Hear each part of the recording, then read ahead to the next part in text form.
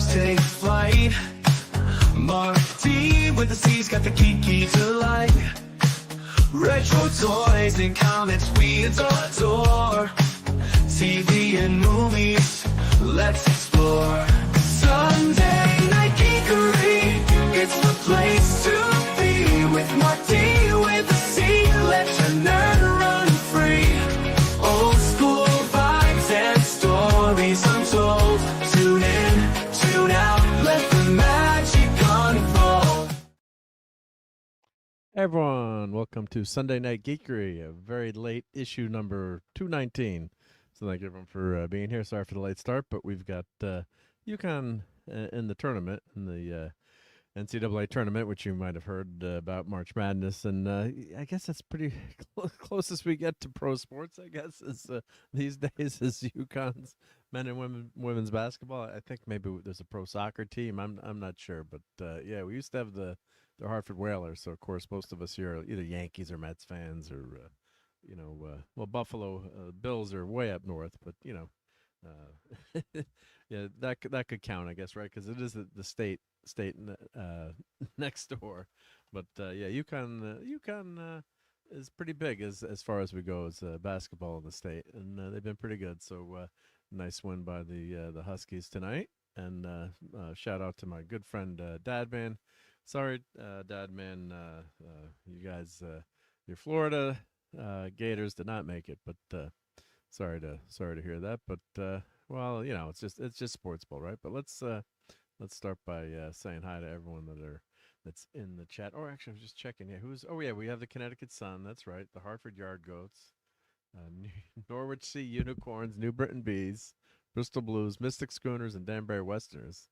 That's all baseball teams. Yep. And I guess there's a couple of semi-pro football teams. Wow.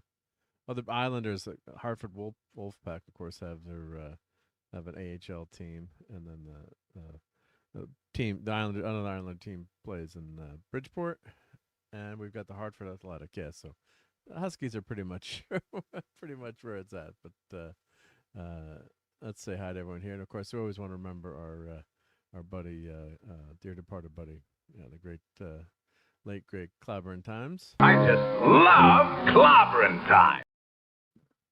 Oh, my mic is low. I checked my mic before I went in, so I did reboot the computer tonight, but I could have sworn I checked the mic. So let me, sorry about that. Let me check. Yeah, because when you play a clip, then it messes it up when I go into my sound settings. Maybe it's that Crisp is messing it up. Let's see, microphone. All right, it always goes down to like 85 or 88. Let me know if that's better. And thank you for that, Brian. Hopefully that'll pop up the volume. And let's catch up to the chat here. All right. We've got Maddie's Daddy, who says, yes, and of course, remembering the late, great legend Chuck Norris tonight as well. I never met Chuck Norris, but his footprints are all around me. I fought and beat one of his students at a tournament in Baton Rouge, Louisiana. My Kung Fu, I'm not sure who that is, wrote Sidekicks, which was rewritten into, I don't know if we lost the second half of that comment there. And he says, my former father-in-law fought him in Salt Lake City in 1972. Well, wow, Steve, I want to get in a fight with your father-in-law then. Right? What have you done? I've fought Chuck Norris. You better watch out with my daughter, right? Yeah. And of course, hello to Brian Hepburn, and hail to Your Old Toys. Great to see you, Your Old Toys. And you're on the East Coast. You're in Eastern Coast time. Glad to have you. What if you want to say what state you're in? You don't have to, but I wonder where are you on the East Coast? Not exactly, but roughly. You could narrow it down to the states. The state, yep. And hail to Hi Boy. And I guess, are you on the vertical or horizontal? Let's see here. On the horizontal. Great to have you here on Sunday Night Geekery. And we go, can't stay too long. Unlike Mark, I occasionally do require sleep. Well, you're 3 hours behind, buddy. But yeah, I do. I do not. Yeah, well, I do get my sleep in. Yeah, but have a late night schedule. Yep. And is Dadman? Yes, Dadman is in Florida. Yep, that's why he's a big Florida Gators fan. Yep. And good evening to Admiral Teague. Hal, great hanging out with you last night, talking Trek. And hey, we got someone who likes Star Trek here. Let's play. We got to play. Here we go. Your agonizer, please. Brain and brain. What is brain? Women!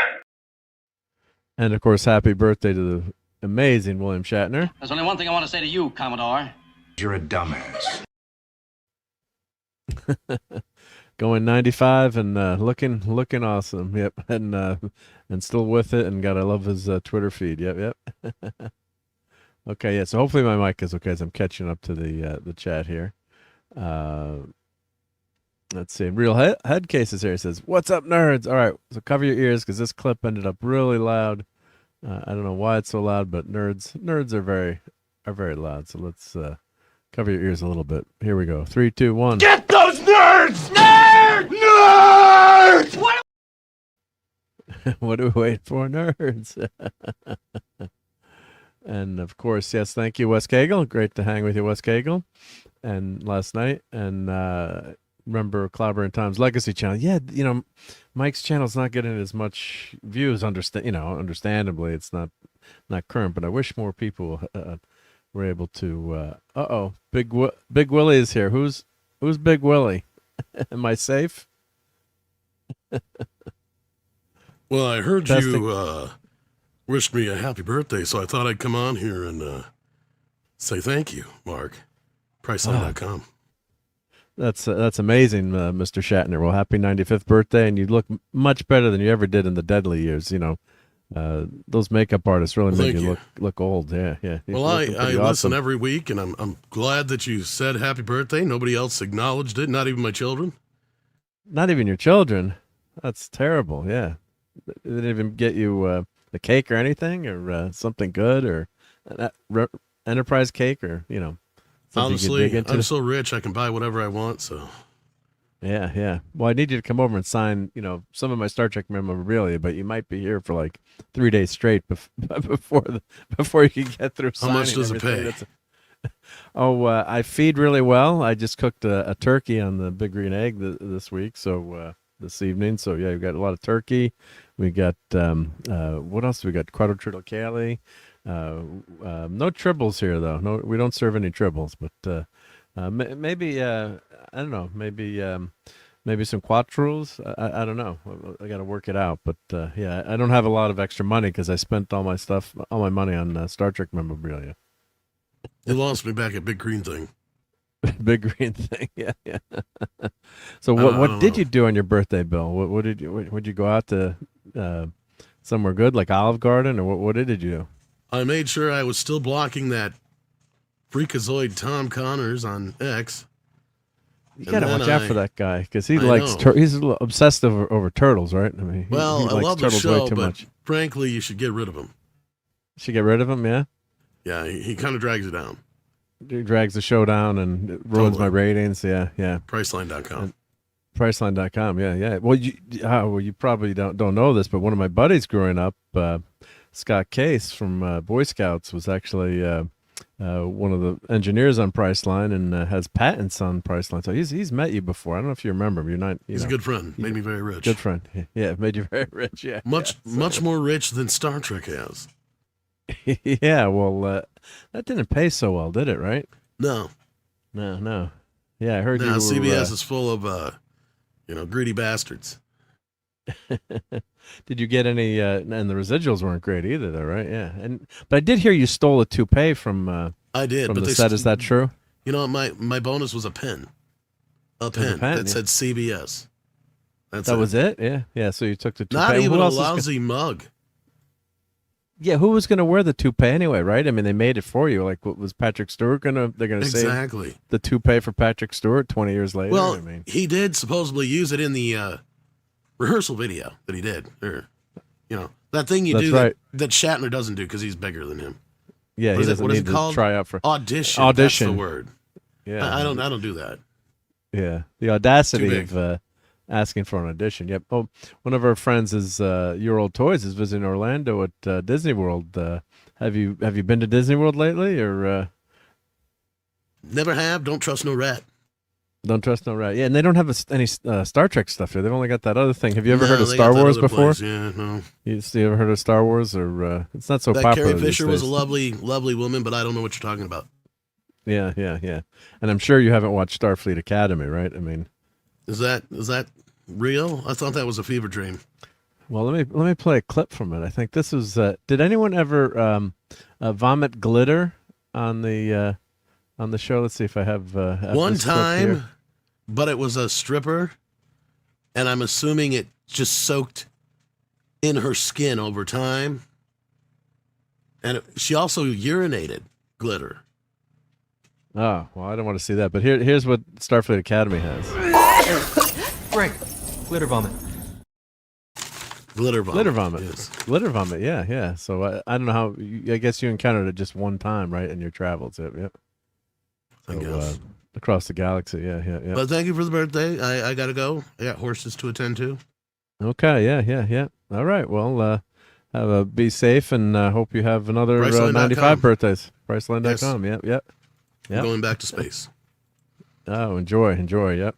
You can get your astronaut wings. Yep. All right. Well, thank you for. I guess Tom Connors is back now. Thank you. Who? Thank you. Oh, Tom Connors. Yeah, the guy that likes turtles. I don't.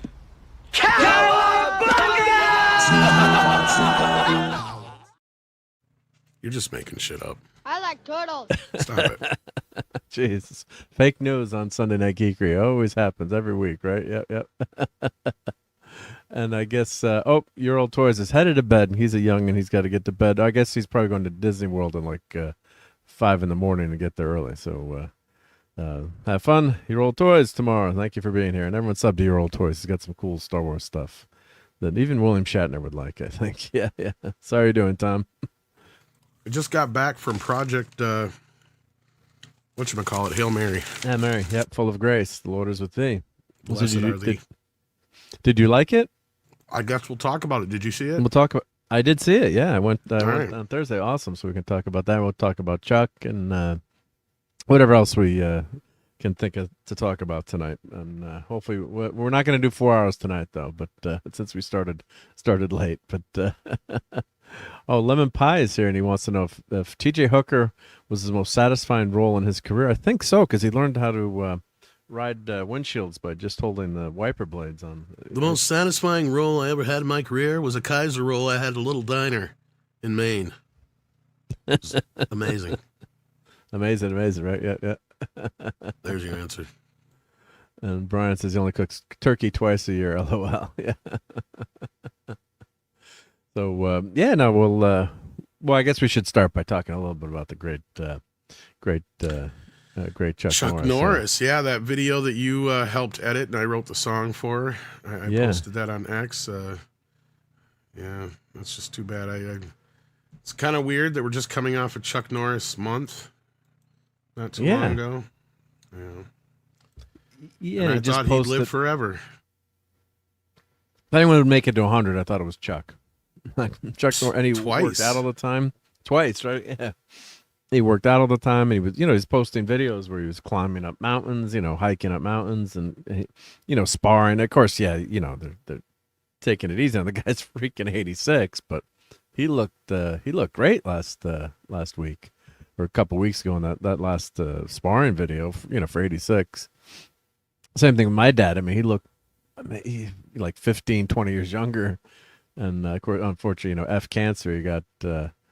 He got cancer, but he was working, 6 days a week, 40, 50 hours a week up till he was 85. It wasn't, until he got cancer, he didn't slow down. And Chuck was like, God, he's got this constitution. So I'm, just only speculating, but obviously something, it wasn't a long-term illness that felled Chuck Norris, and or maybe it was the Reaper finally caught up to him after he evaded him maybe 20 plus years ago. But yeah, it was really a shock to see that and hear that. So what a great guy he was. Yeah, and patriot, loved America, and really did a lot for our kind of troops. The definition of true American hero. I mean, look, right? I mean, I look at it this way. I mean, I refuse to believe that Chuck Norris died of any earthly means. Right. I'm pretty sure, I don't have any sources on this, but I'm almost positive that what happened is he left Earth to save us from some outside, threat, and sacrificed himself for us, is what happened. And that's the way it's going to be in my head. That's all there is to it. I mean, it's just... you can't die. You can't die, Not like a normal human being, no. Yeah, he's actually in the sequel to Project Hail Mary. This time he's saving the universe, not like just the bad guy the was like, I'm going to eat the earth. And Chuck is like, not on my watch. And that was it. Yep. Yeah, just let me ask Rock what his best movies were. I've been grokking a lot lately. I don't know if that's appropriate to say or not, but let's see here. Let's check out what Grok says. Let's see, best Chuck Norris movies. And if you want in the chat, it's great having everyone hang out with us tonight. We got about 30 people hanging on Sunday Night Geekery, and let us know what some of your best Chuck Norris movies were. And Enter the Dragon, I guess you would, even though he's loses in that quote unquote to Bruce Lee. Well, I mean, if he's going to lose to anybody, I mean, yeah. So but that's probably, and that's considered one of the great. We still don't know how Bruce Lee died. I mean, yeah, that's a mystery too. It could have been Chuck. Could have been Chuck 20 years later. Yeah. He just, we just never found out. He just did it so silently and ninjally. Yeah, the speculation it was. An aneurysm or something that Bruce had, but he took a pain med or something like that after already taken some other med and had some reaction to it. Supposedly, we all know it was Chuck Norris. It's Chuck. Yep. He couldn't live with that. Yeah. So, no, I'm kidding. I don't think Chuck would ever do such a thing. Yeah. Let's see. Let's get. I'm missing. And Maddie's daddy, the great Steve Mitchell. Well, that's Steve is here. We got to play his intro too. So let's play the mighty Thor.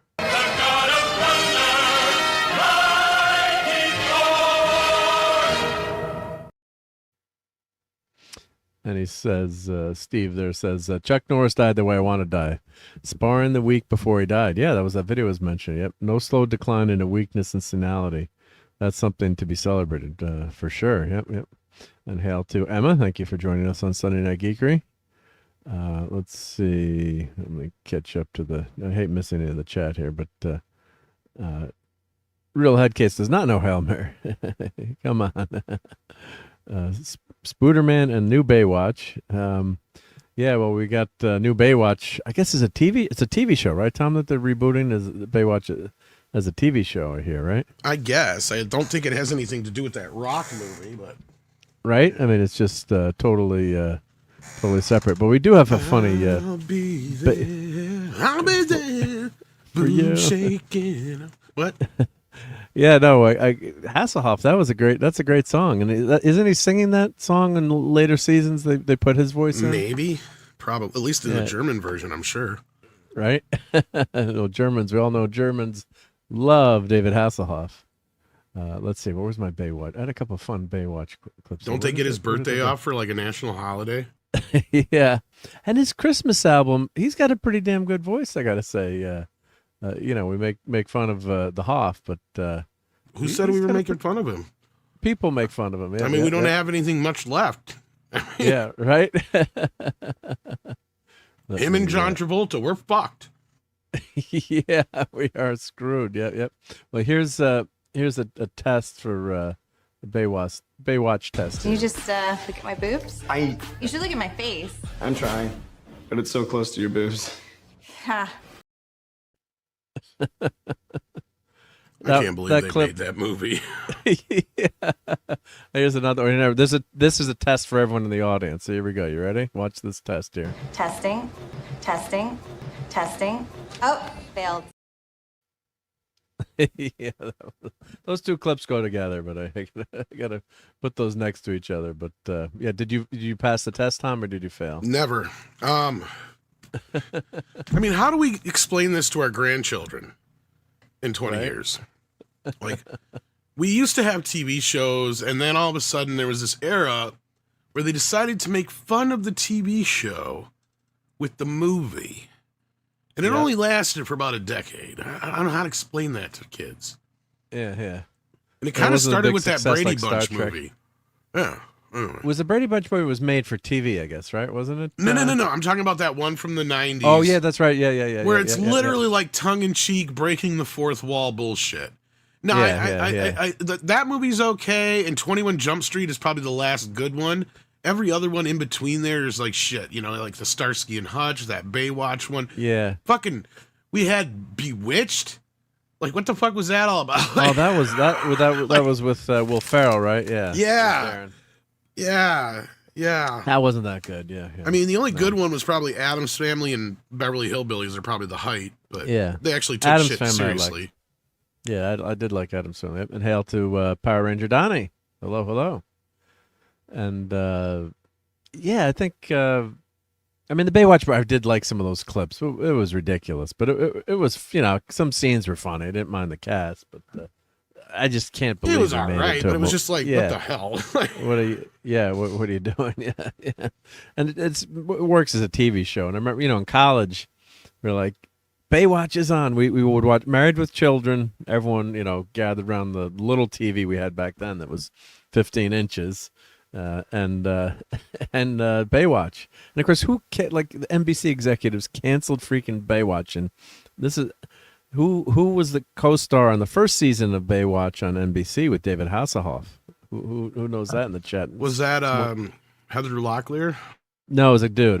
Yeah, who was the dude. other lifeguard? There was dudes on Baywatch besides the Hoff? Hoff? Yeah, the first season on NBC. Yeah, I don't remember. Okay, Hardy Boys is a hint.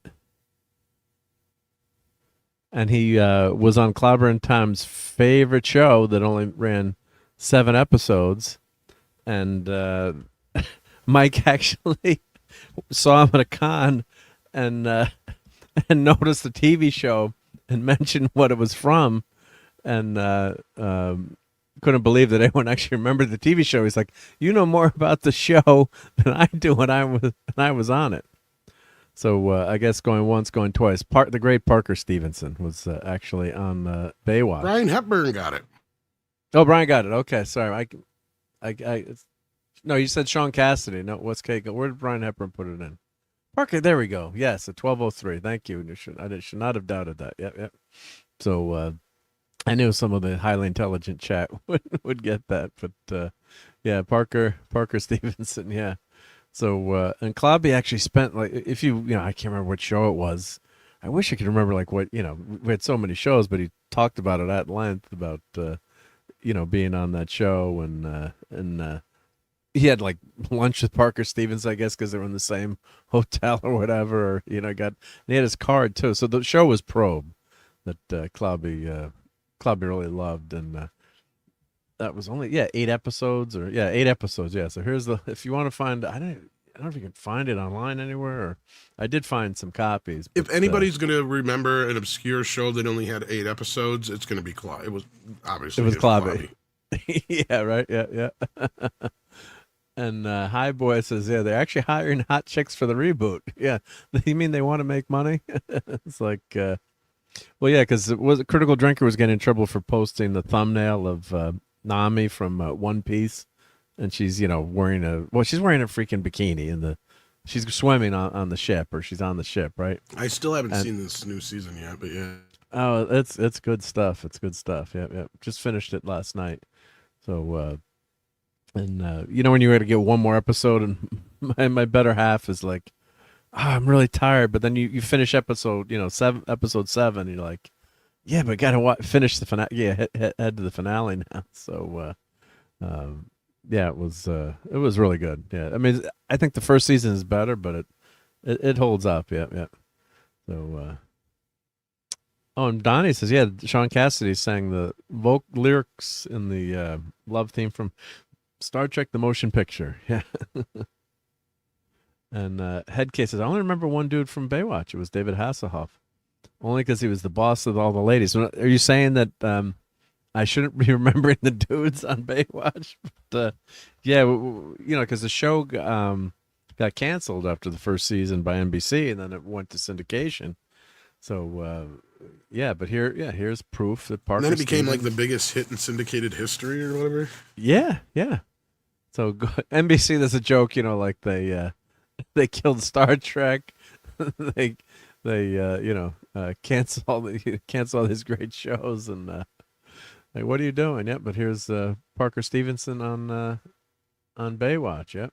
Or Babe Watch, as they say, right? Yeah. Oh, there was another dude on the show. Don't remember a dude on the show besides the Hoff. I'm sorry. Besides the Hoff, yeah. There's Parker with the Hoff, yep. So one season only, yeah. And I don't know, I can't remember like people's names half the time, or like this or that, but I can remember Parker Stevenson was on the first season of Baywatch. What's wrong with me?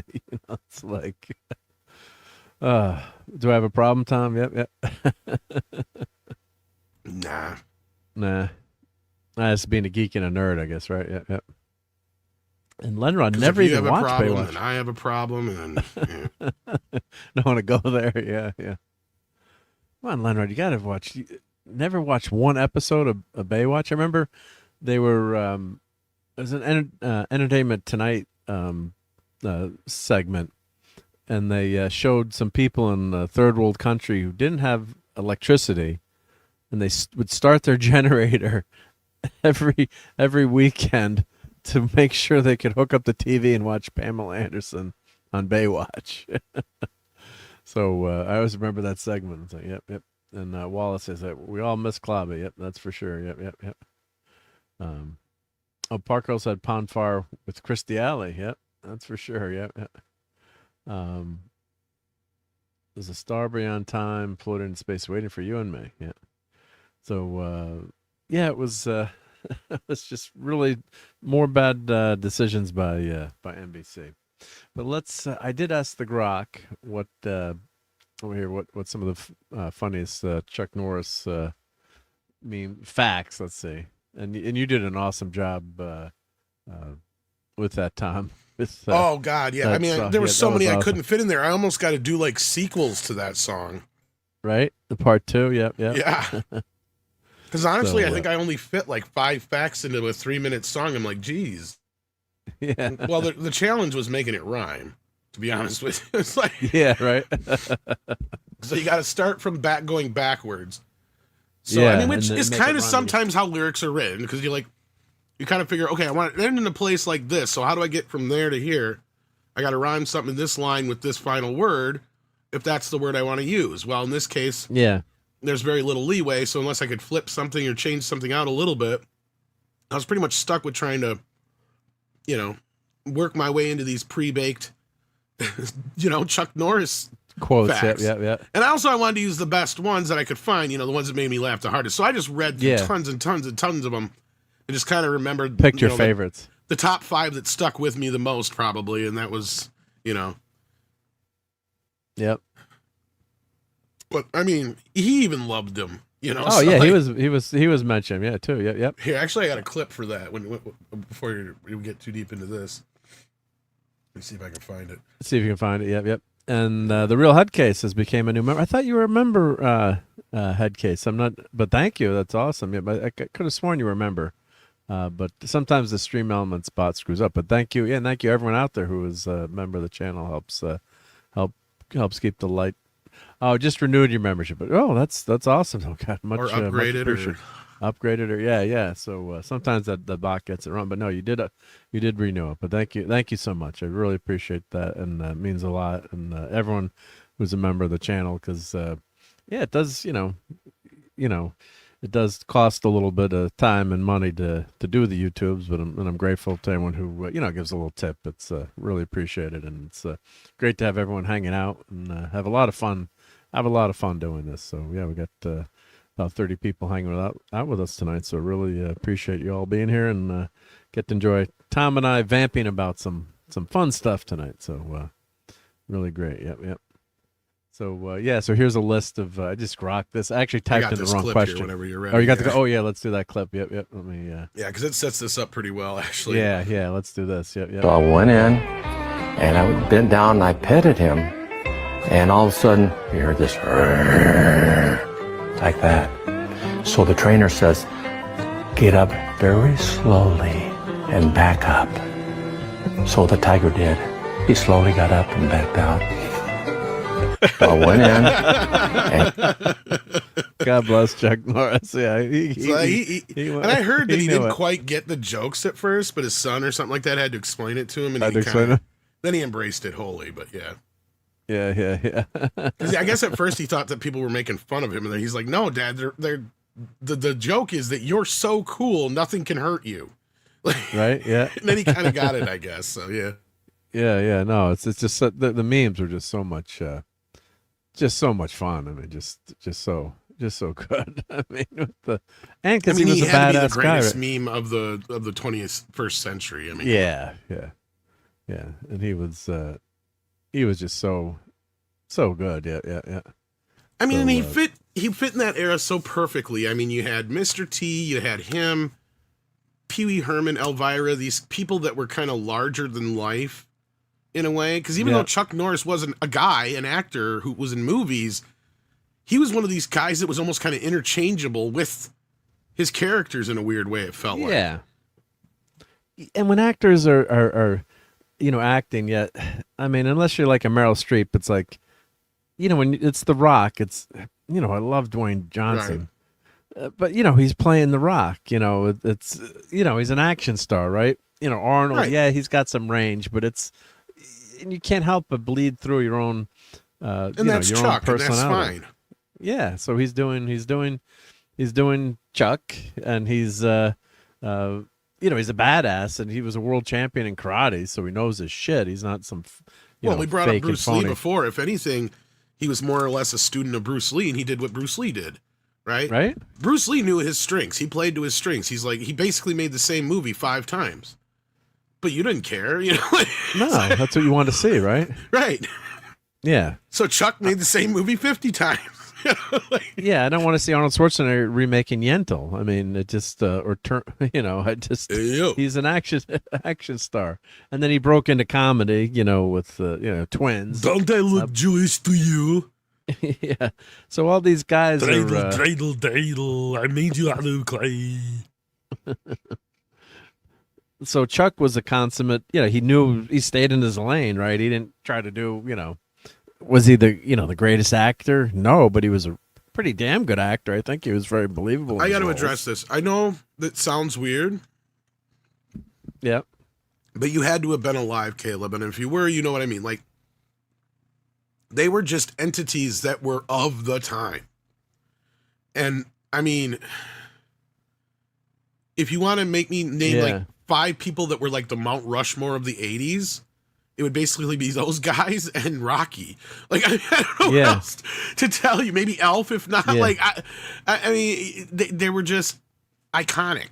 And they were the 80s. I mean, Chuck Norris, and it's, like, weird because what I mean by that is also they were perennial in that they never really changed, right? Yeah. Like Paul Rubens always played Pee-wee the same way. Yeah. Elvira always came off the same way. Same thing with Chuck Norris. He never changed. He didn't change his look or anything like that. You know what I mean? He kind of always stayed the same. It was just something about him. And he was of that era, of that Reagan 80s thing, It just screams that era. And you don't ever have to even see, like, that's the thing is most people who know him have never even seen any of his movies. Like, I know my kid's probably never seen any of his movies, but he knows who the fuck Chuck Norris is. Right? Yeah. Yeah. My kids know Chuck Norris, even though I'm sure they don't know. He's like Santa Claus now. Yeah. Yeah. So, like we had, Reagan, speaking of the 80s, we had, I'll just share this. Well, you always got to watch when you share it. I'm not even going to share it because it's got a firearm in it. You never know with the damn AI now. So it's a picture of Ronald Reagan. Chuck loved the double Uzis. Yeah, he did love the double Uzis. It's a Google the Ronbo. Here, I'm going to put the link in the chat because I don't want to. I keep hearing about AI screwing up and saying you're showing something on the live stream when you're not. And Drunk 3PO got knocked for it, and nothing happened. He didn't show anything. But picture it's basically it's the Rambo poster, and they airbrush. Back then there were no computers, so or good computers, and they put Reagan's face on it, and they sold these posters, and they called it Ronbo.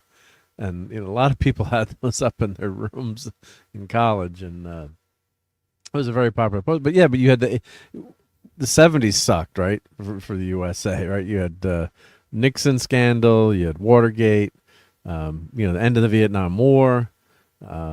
Then you had Jimmy Carter come in and wearing his sweater, telling the people to turn their thermostats down, and the rise of the Ayatollah in Iran, and the hostage crisis. So Iran took over our embassy and held our Americans there for 444 days, and America was just down in the dumps. I mean, the economy sucked. You had think of it, bad times. When my dad started his business in the 70s, they had something called the misery index that they created thanks to Jimmy Carter and the economy. So it was inflation and what were the other parts of the misery? The cost of energy, and I think there was what the heck else was there was another trifecta in there. I think it was three things in the misery. Unemployment, inflation rate, and it was just showing how bad things were. It was like the worst ever. And it was just not a good time. So Reagan comes in. Of course, Iran released the hostages during the inauguration because they knew Reagan was going to basically go to war if they didn't give the hostages back. And you really had a patriotic resurgence. You had a recession in 1981.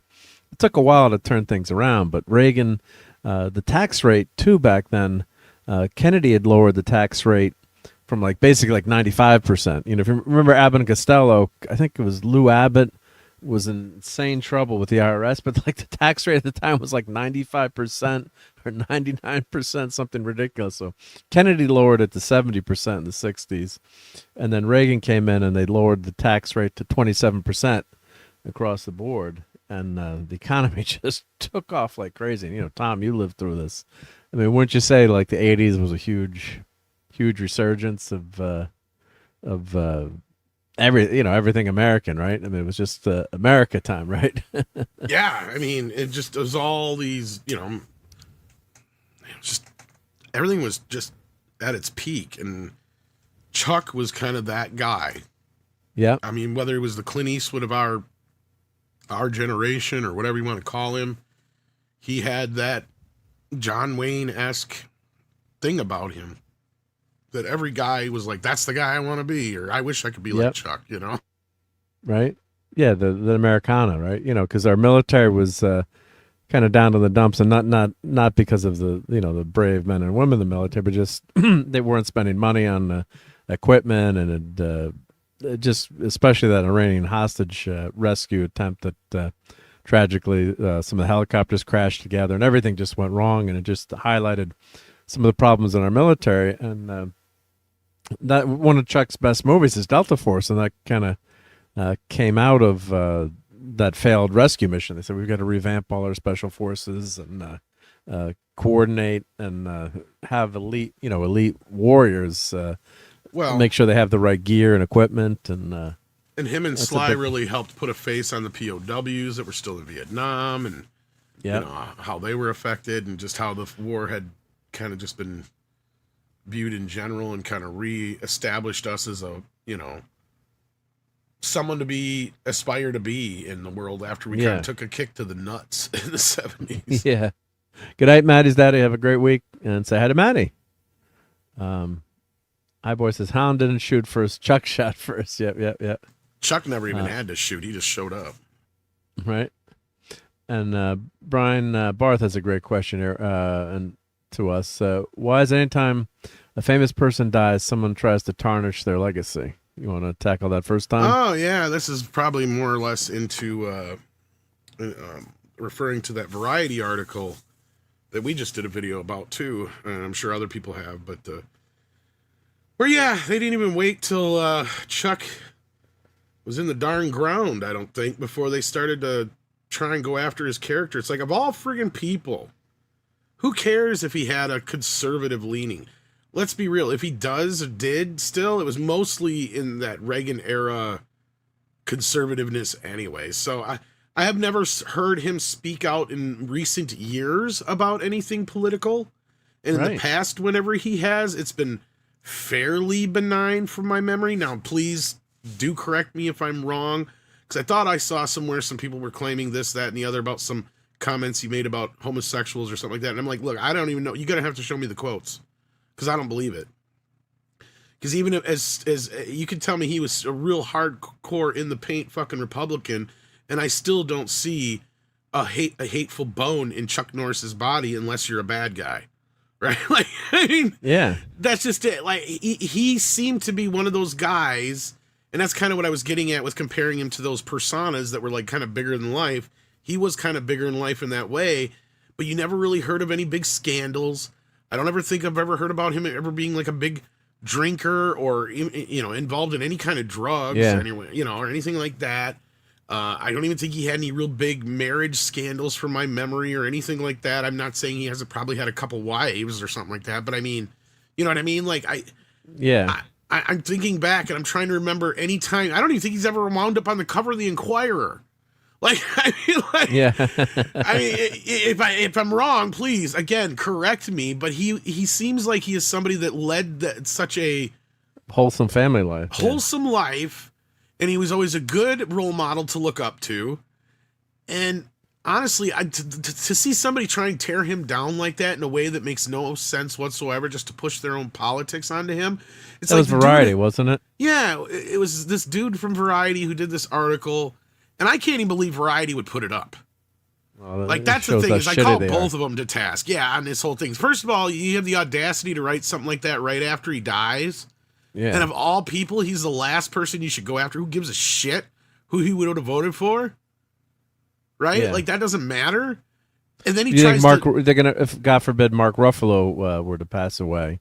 Right. Suddenly, would they mention his legacy was tarred by his politics? I mean, they probably wouldn't. They'd say he was an activist and politically active and fought for what he believed, right? You know. And I don't even remember any Rob Reiner headlines talking about his political bullshit either. So yeah, I'm not saying some might not have brought it up in the breadth of an article or in whatever, but yeah, even so, like, even because they had people like putting, you know, that article right next to stuff about him, and it's like, well, yeah, because it's obvious that they had to find some way, just like they do with everybody else, to try and tear him down for no good reason. It's just ridiculous. Well, I wonder why we can't stand the press anymore. It's the media bias. I mean, you got to be fair, and that's why, you know, as much as the nightly news, you know, it was always biased. I mean, they would claim it wasn't, but years ago, I think it was a heck of a lot. You know, if you look in the 60s and 70s, it was a heck of a lot better. And now we've got, you know, I love the opinion shows, and I grew up as a political junkie, and I still am, but you didn't get opinion until Nightline, which again goes back to the hostage crisis. You had your weekend news shows, you know, like the Meet the Depressed of the world, and I think Watergate also fed into a lot of that too. Yeah. So, but Nightline actually came out of that couple was on late night every night reporting on the Iranian hostage crisis. And then they said, well, hey, we can do like a late night news magazine. And they turned it into Nightline, which ran for years. And that was one of the few shows that you could get like some political opinion, you know, pundits on. I think Rush was on one point on Nightline. And yeah, you could get that. But yeah, it wasn't like, you know, you didn't have a CNN or a Fox or, well, CNN used to be, you know, straight news. But you know, you had the straight news, and you got your news, you know, your opinion shows on the weekend. That was it. So everything is just so jaded now. They've always got to put their digs in. It's like have the great, you know, the guy passed away. Just, you know, you got to get some digs in. And he wasn't overtly political. Like assume, right? Like you always assume like he's conservative just because that's the typical persona. But I never remember Chuck Norris getting out there making statements all the time. Do you? Or I think there was one time where, and I'm trying to remember all the context of it, where he would once in a while say something about certain things. Like I remember there was a video where he was talking about socialism, and I'm trying to remember the whole context of it. But this was years ago, and I mean, I'm not saying he never had any political leanings. Because, I mean, I remember even, when people forget to a point that he was a huge star on television with Walker, Texas Ranger, obviously probably one of the biggest stars on the planet for a hot minute there with that show. Yeah, that was a very popular show, Walker. And so, I mean, he did have a lot of influence, and I do think I remember him speaking out on some things that he felt strongly about. But again, I can't speak to any specifics. If somebody wants to dig him up, go for it. But my whole point is he hasn't gotten involved politically in how many fucking years? The guy hasn't made a movie where he's the star in over a decade or better. Right. I mean, the last movie he really was in that was a big movie was The Expendables 2 as a guest star. I think he's done some guest he was in it for like 1 minute or, total maybe, or, something like that, And that's what I'm saying. Like, outside of those few appearances that he's done in the last few years, he's been pretty much retired. So yeah, I don't even understand why they're. Well, there was a new movie coming out. There was a new movie coming out which had a Chuck Norris scene in it. I don't know how much in the movie was, but then at the end, the last day of filming, they had a joke and he looked at everyone and everyone pretended to be dead. We'll have to, if someone wants to look up or see what the last. I don't know if the movie came out or I just remember seeing the clip on Twitter. I don't remember the title, but I seen, there was a listing for a movie for 2026 that he's listed in. So yeah, I don't know the context, but yeah. I doubt he has I'm guessing he doesn't have a huge role in it. But yeah, if someone could look that up for us in the chat. Six says he was very political. And like I said, I'm not saying he wasn't. I'm sure he was, but as of the last 20 years, I don't remember him getting too political. And hail to Six. Great to hang out with you on Sunday night. Yeah, I just don't remember him being that being the whole, the whole reason of being like a Mark Ruffalo, type or, the great Rob Reiner, who I love, Rob Reiner. And that's fine if you want to do it, but I guess that Variety article, that's what we're pointing out where, they kind of say it was kind of tarnished by his political views, quote unquote. I'm messing up the paraphrasing. Well, according to Google AI, he shifted to Republican. Norris was a former Democrat and changed parties, stating that modern Republicans align better with the values Democrats held 40 years ago. It doesn't say a time frame when he did that. Did Chuck live in California? Was he a Reagan Republican or where did he live? I don't know. Yeah. I don't know. I always kind of saw him as that, but I'm not 100% sure. He's done endorsements for Mike Huckabee and Donald Trump, I guess. He did in 2016 and 2020. He did for Trump, yeah. I didn't even see those, so there you go. Depends on where you live, too. In Connecticut, we didn't get many political ads, thankfully, because Trump had no chance there, so they only spend money, yeah. Here's where they start to come after him a little bit more. He has been vocal on social issues, appearing in 2012 ad warning that Obama's re-election would lead to 1,000 years of darkness. He also voiced support for conspiracy theory regarding military training in Texas in 2015. And Norris has championed gun rights. Opposed federal government expansion and called for evangelical involvement in politics. So yeah, that's why they're going after him right there. But I didn't think he was Six. Obviously he was political and had his views, but I don't think he was more political than most of these Hollywood, types. Types are, and especially that. I guess it's one thing to write about it in the article, but to put it in the headline, that's kind of crappy. I don't know what he's talking about, 1,000 years of darkness, but I'm just glad that he saved us from it. That's all I know. Yeah, he saved us from the Buffy reboot, but I don't know. Alyssa Milano, does she still act anymore, or is she just a political activist? That's what I'm wondering. What was the last thing? The last thing she did, I really liked her. And Who's the Boss? Right? She was Who's the Boss, and some Charm. She was good, and she was a fun actress. But then she just pivoted to being, solely about politics. But I think also it's part of it. It's sore. People don't like someone, and they just want take it, Yeah. take it out on people too. So, and especially when someone passes away, that's even worse, worse too, I think. So, but it doesn't surprise me. Chuck would be like, that's a stereotype too, right? Like I always assume everyone in the military, quote unquote, would be like a right-wing Republican. Not necessarily, and it's definitely not true, but you might, you think, oh, well, if you're in, the Army and Special Forces or whatever, you're going to be a conservative, but not necessarily. But that's like that's the stereotype of like a gun-toting, sheriff or someone in law enforcement or the roles that he played, or a karate guy. So, yeah, but he really, shaped America in the 80s in terms of, entertainment. And like you said, Tom, like what was popular in culture. Like, yeah, we had Mr. T in the 80s, the A-Team, the real macho dude. But you had all these macho shows like David Hasselhoff, right? Yeah, he was a guy's guy. It was the kind of stuff that, dads would watch, however you want to put it. Like, yeah. But kids loved him too. And he had his own cartoon and action figures. Yeah. Shit, what else did they have with him? I mean, he was a brand, and that's kind of what I was getting at too, as far as like he fit in with like Mr. T and those people. It's like he kind of became a brand all on his own. Yeah.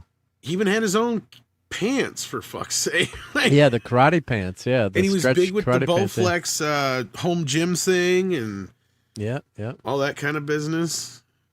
And then every time you turn around, you'd think he was, kind of on the way out. He would turn around and have like a, Walker Texas Ranger kind of thing happen for him. He got lucky. So, yeah. And we got Brian with a question. Did you know Chuck Norris was the first choice for Red Foreman in that 70s show? How do you think he would have done in that role? What do you think, Tom? Cannot picture him in that role. Not as the same character, no. Yeah. No. I can picture him as like a gun-toting, kick-ass dad, but yeah, I can't picture him as Red. I think he would have done an okay job, but it would have been a different. It would have been a different show. It would have been a different, totally different show. I think. You're a dumbass. Well, double dumbass on you. Well, and I think Kurtwood has the right attitude. Yeah. He looks like Wisconsin dads because he is from Wisconsin. And he has the same attitude. Like, he knows. And I think this is why I rub some people the wrong way. It's like, you got to understand, the weather in Wisconsin sucks, okay? We deal with so much bullshit weather and all that kind of crap that you get to a point where your life is just an endless stream of bullshittery. So you always sound like you're fucking annoyed by every little stupid thing. I understand Red. In fact, the more older I get, the more I understand Red. Because you just get to a point where it's like, I've had enough of this bullshit and I live in Wisconsin. Like life couldn't be any goddamn worse. I could live in some place that's nice and be dealing with all this bullshit. Why do I have to be stuck here? Fuck. Fuck. Yeah. That's So yeah. And Six is saying, that Variety article was just an op-ed. I'm sharing it in the background here just in case people are curious what I was talking about. But we got to get to your let's we could. I didn't see that was there yet because no big deal. I'm wearing my glasses tonight, and I don't plan on reading it or going through it. But this is what it skim is. It. Yeah. But he does. It's just a guy. He like hides behind the fact that he's supposedly a fan himself by dropping all these nuggets of, his career, stuff that you could find just by looking at a Wikipedia, for that matter. Yeah. But and then of course he attacks him for basically being a Republican. And it's like, okay, so what was your point of doing this?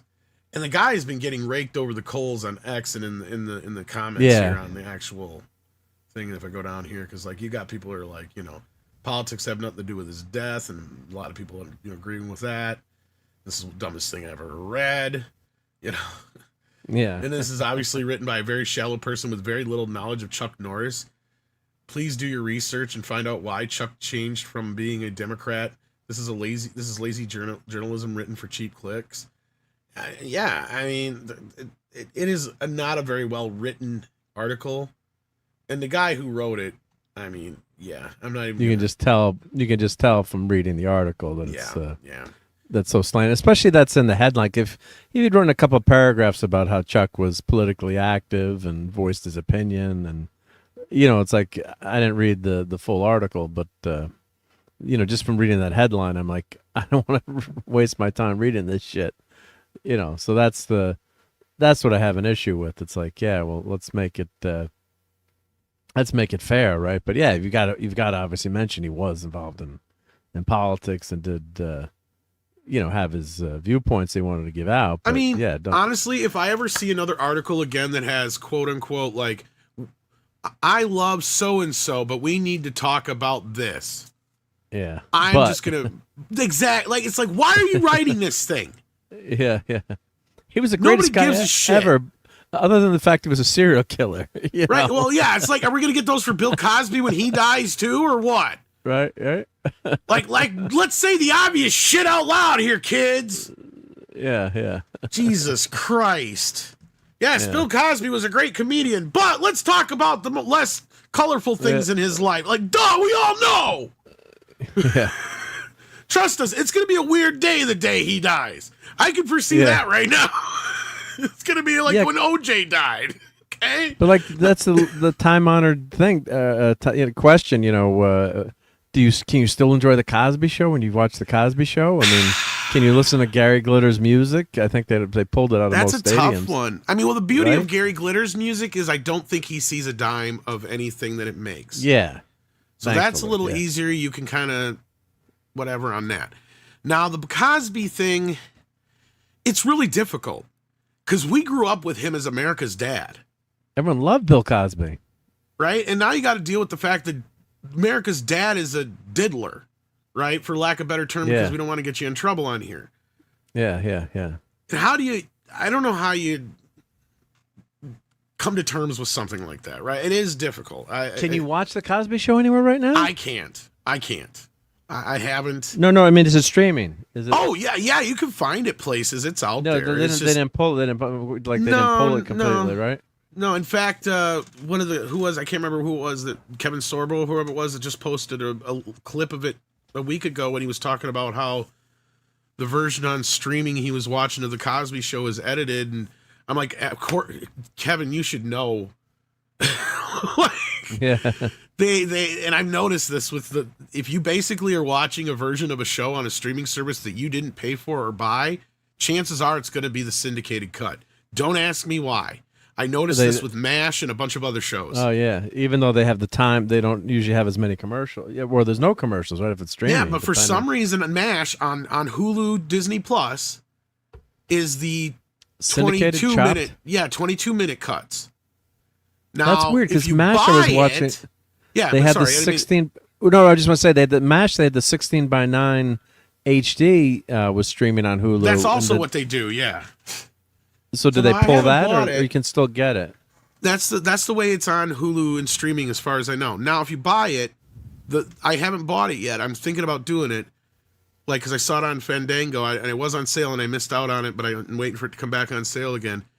I went in and looked, and the episodes are the full length. Now I don't know what frame they're in. That I can't speak to yet, but I can tell you that they are the 24-minute running time. And I even pulled out my old DVD because at first I'm like, wait a minute, something ain't right here. Because I was a joke that I remembered, and I'm like, it's not there. I'm like, am I fucking misremembering this episode? And I went back to my DVD, and I noticed right away that the running time on the DVD was 2 minutes longer or whatever it was than the other one. And then, so I was like, okay. And I figured this out a while ago. So I'm like, oh, okay. So when they license these out, chances are they must be the syndicated versions. And that even happened to some DVD releases. Yeah, why would they do that? Because sometimes those were the only masters they had left. Elf is a grand example of that. For some reason, when they did the original releases, they only had the syndicated cuts. So that when Shout Factory did that box set a few years back here, that was the big deal, is they had found some masters in the UK that didn't have all the edits done to them. So Oh, wow. So Mexican Iron Man must have bought like 20 copies of that. He's got like 20 copies of it that he wants to destroy. Yeah. He was actually aside here. Yeah, he was on Stone Cold Loki's last week. Mike made his appearance on the YouTube. Yeah, a little shit. Little shit. He's given up the YouTubes pretty much, but he went on Stone Loki to talk. But he was worried about having to maybe move to Connecticut, so I got to give him some shit because Connecticut's awesome, right? Yeah, he's been dealing with a lot of stuff, but yeah. God bless Mikey. hopefully we see a little bit more of him. Yeah, once in a while. Yeah, but he said he's given up the tubes of Ube, unfortunately. But I'd love to see him on once a month or something, or once in a while. You're from New Lisbon, Ledrod? I'm catching up to the chat here. I'm actually, I grew up a half hour from New Lisbon. Let's catch up. My daddy's my daddy. My son's mommy, daddy, whatever you want to call it. Fucking my son's mother is actually from there too. So yeah. So what is that in Wisconsin you're talking about? Or yeah. It's a little shitbird. Yeah. Little shitbird. Yep. Yeah, and Brian says, "Yeah, Wisconsin weather never makes sense. It's You're telling me winter one day, then spring the next." I understand. Tom. It is 31 fucking degrees outside. We had a blizzard and 80-degree weather this week, and it was sleeting, hail, and all that shit today. Sorry, I'm laughing. Fucking 80 degrees the other day, and then today it's fucking hail. Yep. You tell me. Shit. Lenrod, sorry, buddy. He says, not so great. Shit. Totaled my car yesterday. I hope you're okay and feeling good. Well, not good, but, physically okay, Lenrod. And kind of hurting. No, he says kind of hurting. Otherwise, fine. Well, thank God you're safe, but... Damn. It's scary. Was it, I don't know where, I forget where Lenrod's located. Was it bad weather or... you don't have to put any details in, but I'm just glad you're okay. Yeah, that's freaking scary. Yep. So, yeah, really tough. Yep. Oh, and everyone's subbed to Mrs. Dadman here. Oh, and I did want to push, we're trying to get Sam, let me put her channel in, our buddy Sam, trying to get her over to 100 subs. And I always forget to put her, because I have I can remember, Parker Stevenson one was on the first season of Baywatch, but then I forget other stuff that I should know. But we wanted to put Sam's channel there because she interviews military veterans, and she's trying to get. We want to get her to 100 subs, then she can change her. She got her new channel name here. Okay, so let me put Sam's in. So we're talking about patriotic Americans. So everyone could sub to Sam Wolf, Life of Military Wife, and I keep forgetting to, as I said, to put her name in there, and I'm just thinking of that now too. So if everyone here we got like 35 people here now.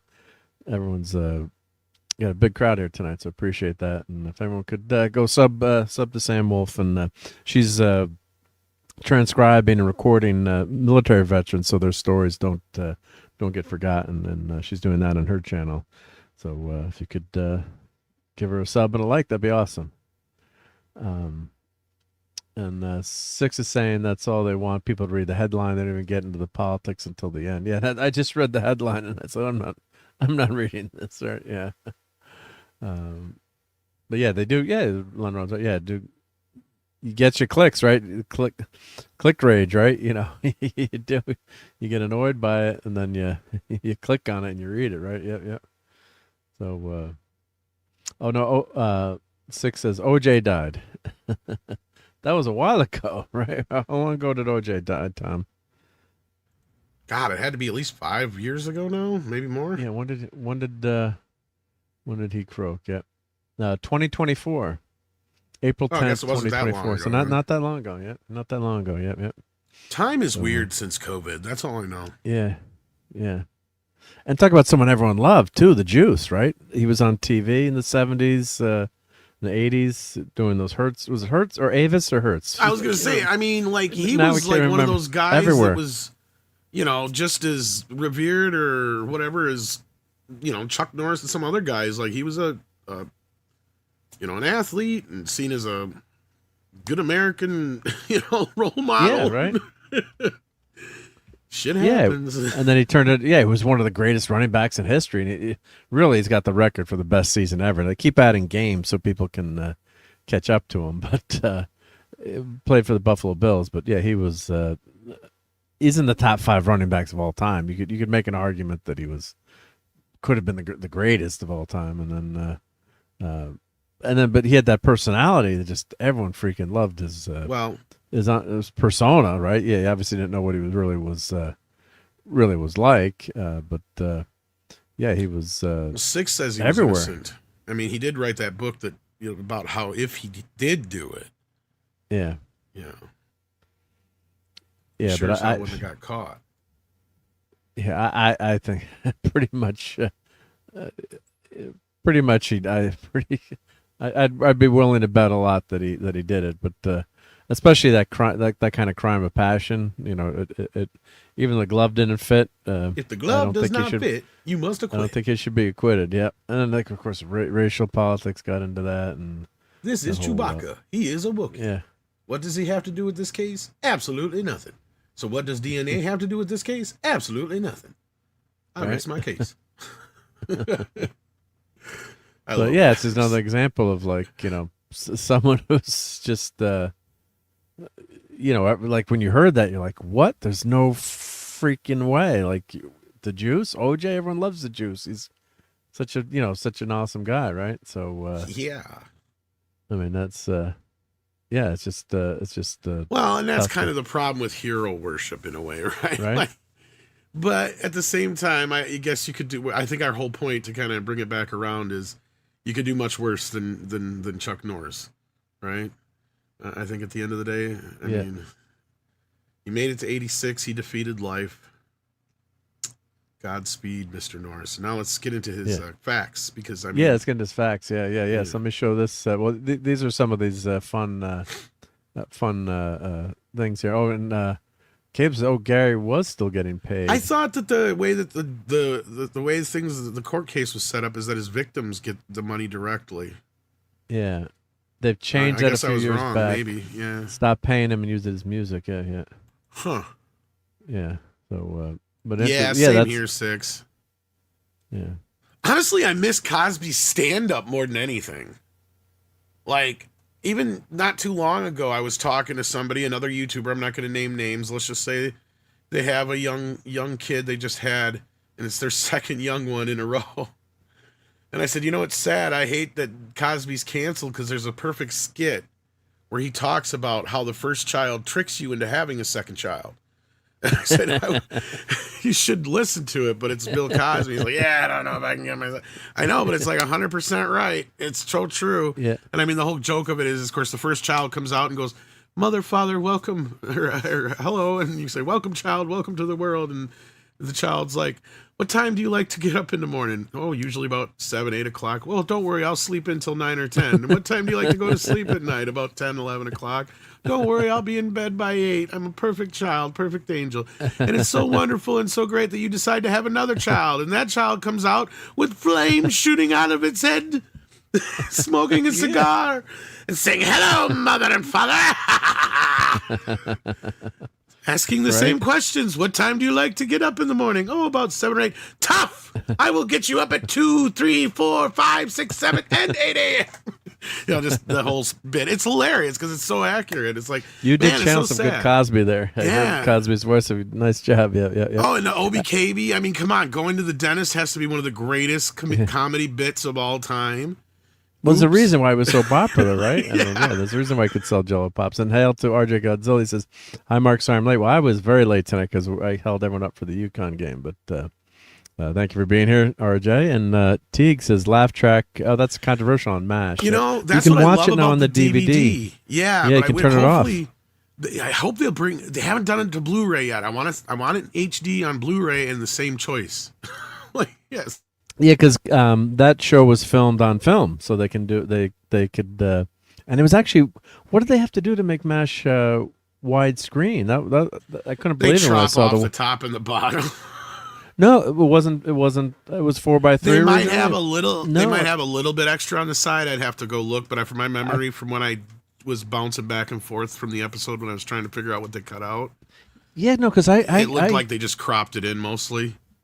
Because I was looking at some episodes and they had added. It looked like they added 16:9. It would look like it was off of film stock. I was like, "What the hell is going on?" They usually are, but it depends on how much.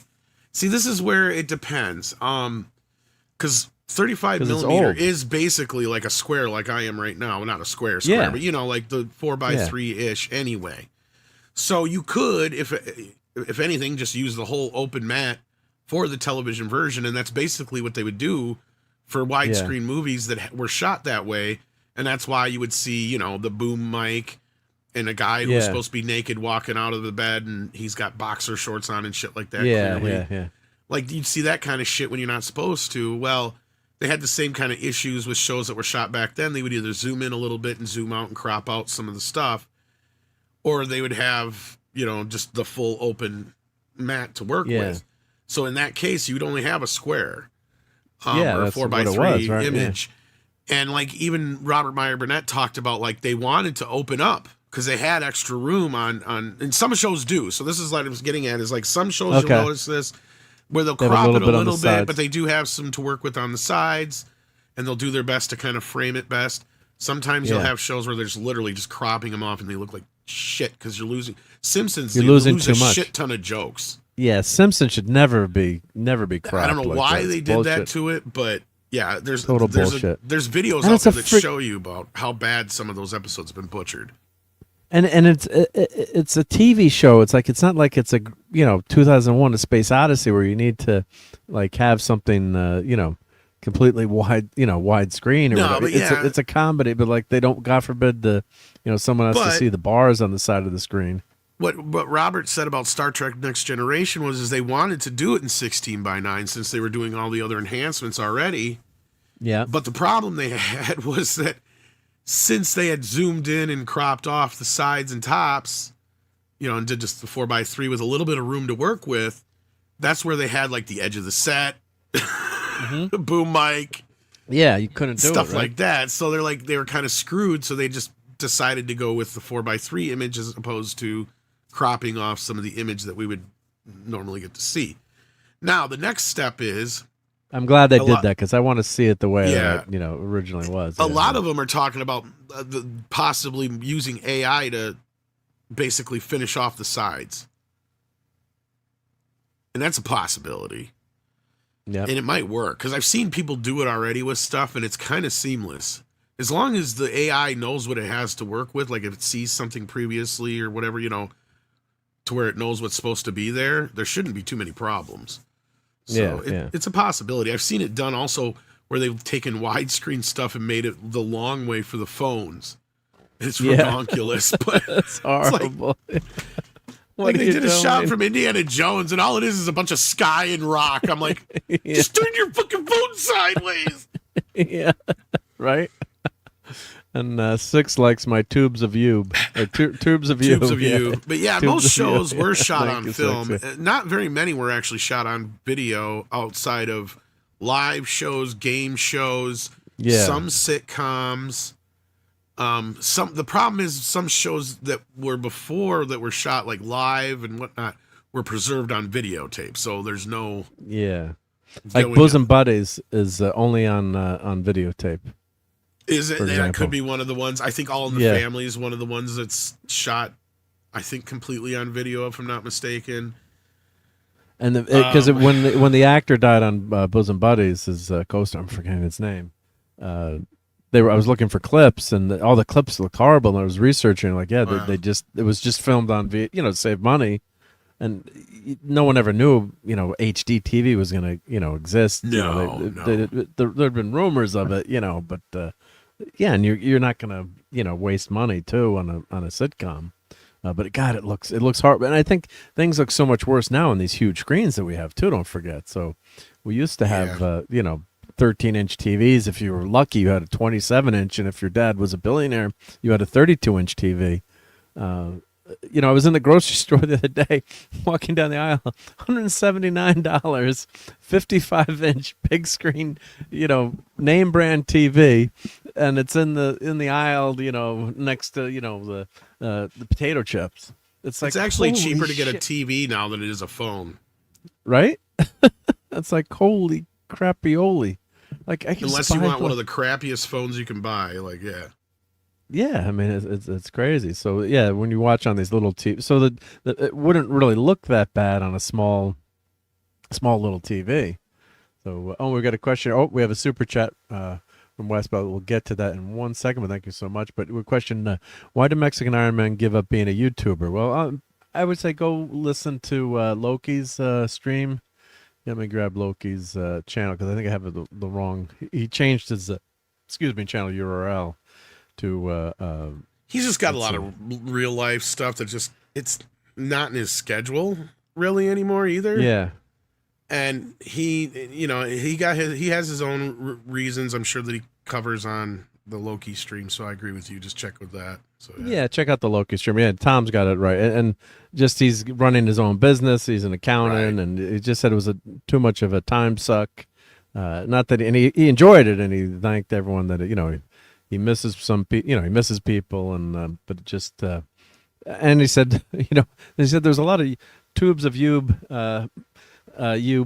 bullshit in the background that was driving him crazy too. But he said that on stream. But that was all. And just basically it's just the time that it takes too, because it's a lot of time to prep for the shows, and if you're watching a movie, and I love doing it, but I probably spend, like for Toxic Tuesday, probably spend 2 to 3 hours getting ready for that show, every week, and doing the slideshow, which I enjoy a lot.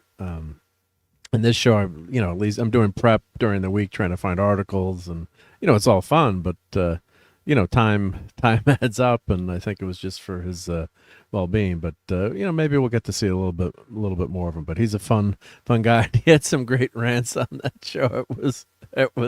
He's hysterical, Mike. He's awesome. So shout out to Mexican Iron Man. But yeah, go find that episode when he was on a few weeks ago. I was gonna say I hadn't even heard it, so I didn't know all he said. But yeah, I was gonna say the number one thing that bothered him was probably the drama. Yeah, he hates the drama. Yeah, and I do too. Yeah, just can't we all get along? Well, speaking just of like drama, real world, one person who is less dramatic in his drama than anybody I know is Chuck Norris. Right? Because as that first thing there says, Chuck Norris's tears cure cancer. Too bad he has never cried. Right. There you go. That's true. And when the bogeyman goes to sleep every night, you put that one on the song. He checks his closet for Chuck Norris. I love that one. Well, why don't we play the song? Why don't we play the song? We could. Why don't we? Yeah. Well, yeah. Let me play the song here. Let me just freaking. I guess I can. Chuck Norris. Yeah, it was such a great song. I feel like I have to do it's got to be a trilogy or something like that. Yeah, I got to add to it. Yeah, keep going. Yeah. I got to remove one of my clips. One of my beloved. You thought the legend was done, but let me tell you some more, son. Yeah. Let's take out. Let's say we gotta take out one clip. I hate taking out. StreamYard, could you give us like 150 clips or something? Oh, I know. Don't you hate that? But it's like 100 clips. What I end up doing is I get to a point where I don't really use this one anymore, and I get rid of it. And then the next time I do a show, it's like, God damn it! Yeah, I could have used it here now. We go. I'll take this one out. Yeah. So here we go. Yeah. Let me add that clip here. Yeah. Let me add Chuck Norris. Yeah. Oh no, I got to find it. Where did I put it under? I think I put it under. Did I put it under music? Or I played that. I had Rhino play that last night for the intro for Rhinocast / Splashcast, whatever you want to call it. Yeah. Great. All right, here we go. It's a big one, so it's loading. But and hail to my friend Geoff. I don't share my data, even though there's traffic cameras everywhere in where you're at in Connecticut, and you got a cell phone, buddy. No, I can't stand how privacy is dead. But they freaking I'm friends with the police chief in town, and someone tried to break into my mom's car, so I called them on the cell phone at like 3 a.m. And, you know what? He's like. Oh, finish. I'm sorry. Yeah, no. He's like, well, we're gonna check all the license plate cameras, and they got the guy. But it's like, you have license plates? He's like, yeah, of course we got license plate cameras. It's like, they know you when you're coming or going. You need one of those James Bond, license plate rolling things. Yeah. So, Jeff says, yeah, death once had a near Chuck Norris experience, right? Yeah. That's another classic one. So, well, no, I'm still playing. Yeah. Anyway, go ahead. Sorry, Tom. Yep. No, you're fine. Go ahead. I was just No, gonna say, it's like, still uploading. It's still uploading. Yep. yeah, I didn't know if we needed more time to kill because, like, I was gonna say, like, I'm watching these a lot of these like true crime videos, and I watch a lot of cop videos and stuff like that sometimes. And I'm sitting here going, you know what? I think DNA is bullshit. And I'm starting to think that maybe Johnny Cochran was right. Because it's like I'm watching these videos anymore, and it's like, I swear these cops could have never solved a crime before they had all these cameras everywhere on doorknobs and on businesses and on fucking stoplights and shit. Because now all of a sudden, thanks to those cameras, they can 9.9 times out of 10 figure out who the fuck killed somebody or did something because they catch them on some camera in some area they say they weren't. That's 9 times out of 10 how they solve one of these crimes. And I'm like, so all this time I'm thinking maybe DNA was bullshit for the scientists to go, yeah, it's a chance that this was the person who did it. Like, I don't know. I'm just joking, but yeah. Yeah. But I think it sure does seem like a good tool for them lately. I'll tell you. Oh my God. You know, my in our town we had some notorious murders that were unsolved, and some of them are famous nationally, unfortunately. And my dad was at the Lions Club meeting, and they would have lunch, and this is the old police chief, and he's talking to the police chief, and you know, you had like a Q&A, and my dad's like, he was listing like all these unsolved murders. He's like, don't you think that our town is a little bit too welcoming to murderers and they might want to move here? And the police chief was like, no. My dad had like this crazy sense of humor. And the guy's like, no, we're working very hard. And like everyone was laughing at my dad, like the way he framed the question. It was like, are you worried that murderers are going to move here and kill more residents? You know, because all their murders seem to go unsolved. Yeah, and that's some kind of them funny have been made into TV shows, unfortunately. Well, because Wisconsin has, you know, at least a couple very famous killers. Right. And I love it when people try to give me shit about that, because I'll just turn around and go, well, we caught ours. What's your excuse? Yeah, we may have some prolific ones, but that's because we caught them, right? Caught them, right? Yeah, they never caught the Zodiac killer. Shit, they never even caught the Jack the Ripper. So, right, yeah. And but yeah, you guys have a bunch of unsolved murders, and yeah. Yeah, did they know who Jack the Ripper? Didn't they think it was a part of the royal family, and then there was some new DNA evidence now maybe for Jack the Ripper? My understanding, because I went into that rabbit hole a while back, is they were pretty sure after quite a bit of research and all that kind of business, and they had something that supposedly had some DNA and some other shit, and they had a family member who had reason to believe that their great-great-great-grandparent had been the Ripper, so they compared DNA on this thing, so they think it was this basic, it was not like a doctor that they were saying it was and all that kind of other stuff. Yeah, it was just a regular guy who just kind of had it out for hookers, I guess. And like in the famous retelling of the night that the one body was found, there's like one individual who runs into the police officer and says they saw the Ripper running off somewhere. That's the Ripper, I guess. So he literally like told the cops, because there's no other way anybody else could have been there and gotten away, like the way the streets were set up or something like that. I watched this really extensive documentary on it. Trying to figure out who it was. Yeah, so they have a pretty good idea now of who it was, but like, what fucking difference does it really make now? Like, well, just people the want legend is better than answering the question, really. But I thought that, you know, for years they thought it was like someone in the royal family was studying to be a surgeon because of the cuts and the scalpels and All I know is that Johnny Depp movie based on the comic book is complete bullshit. Complete bullshit, yeah. But I thought that and then I heard they found some DNA evidence. I'm like, wow, they've got Jack the Ripper DNA evidence. So I guess they can find out, you know, that's why I was joking. I did the DNA thing with 21andMe or whatever, 28andMe, whatever the heck it is, or one of the other ones, Ancestry, and you know, I put a note like, I'm warning any serial killers or murderers in the family. I'm submitting my DNA, so watch out. But that's how they've actually caught some people. Not necessarily, you know, like the person who has the DNA, but they can tell that you're, you know, you're a relative, like in your family lineage, that it's someone in that lineage. So that, like, they know that Sally Hemings did have an offspring with the Jefferson. Now they can't everyone, 99% thinks it's Thomas Jefferson, but they said it also could have been his brother. But doesn't this just feed into my whole idea that DNA is bullshit? Because couldn't this just be the latest gimmick? Just like those people that come in the mediums, they're like, I'm getting an H name. Oh, I had an Aunt Harriet. Yes, she says she's an aunt. And her name is Harriet. Yes. It's the same fucking thing. Everybody who does one of these DNA tests, they never get a thing back like, you are not related to anybody of any importance whatsoever goddamn ever. Oh, well, that sucks. No, you're always related to George Washington, Thomas Jefferson, fucking Joan of Arc, who knows? Like, it's always somebody famous. It's like, oh, wow. No wonder I knew I was somebody cool in my former life. It's just Steve feeding into that Mitchum's same got royalty. bullshit. And, yeah. But then the guy that was doing that, then he was finding out, like, everyone that had slave owners in their past was like, oh, God, oh, no. I'm second cousins with Elvis Presley. Who knew? Who knew? Yeah, where's my Cadillac?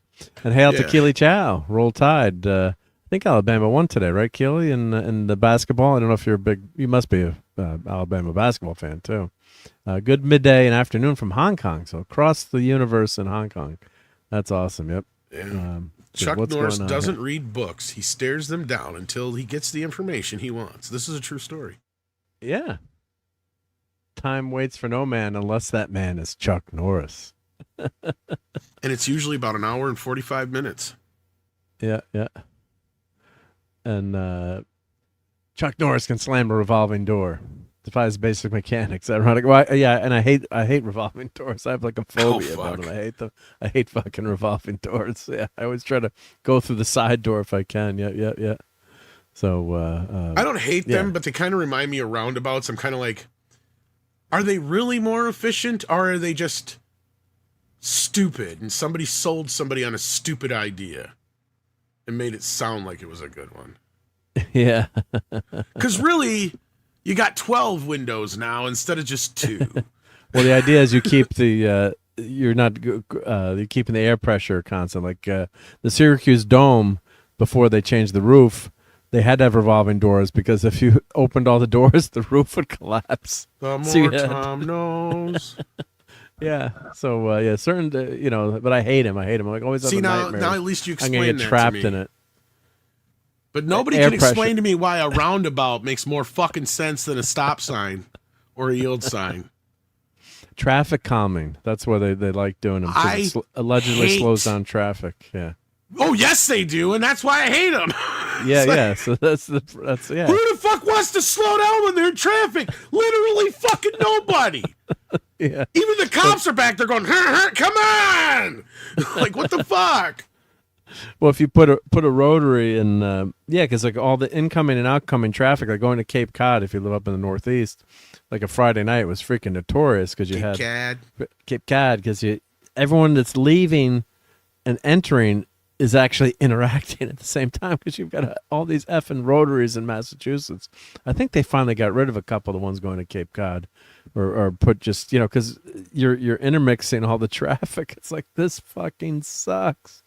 You'd spend there, get stuck for like a half hour every time in the freaking rotary. So it was evil, but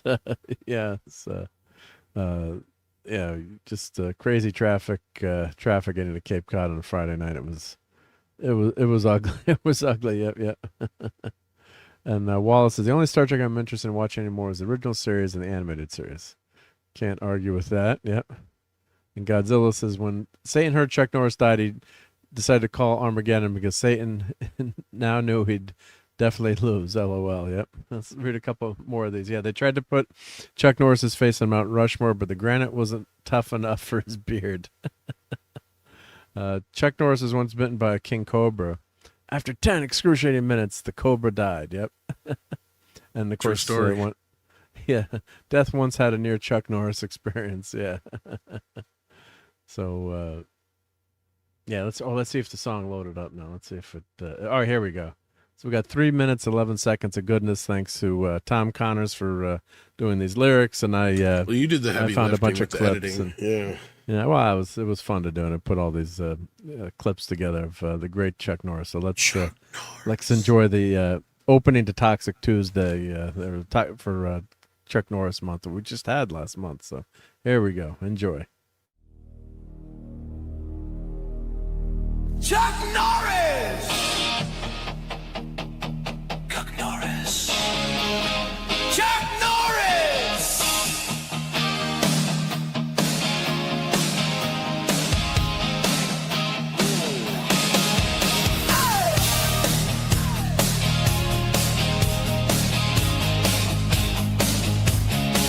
Yeah, the time has come.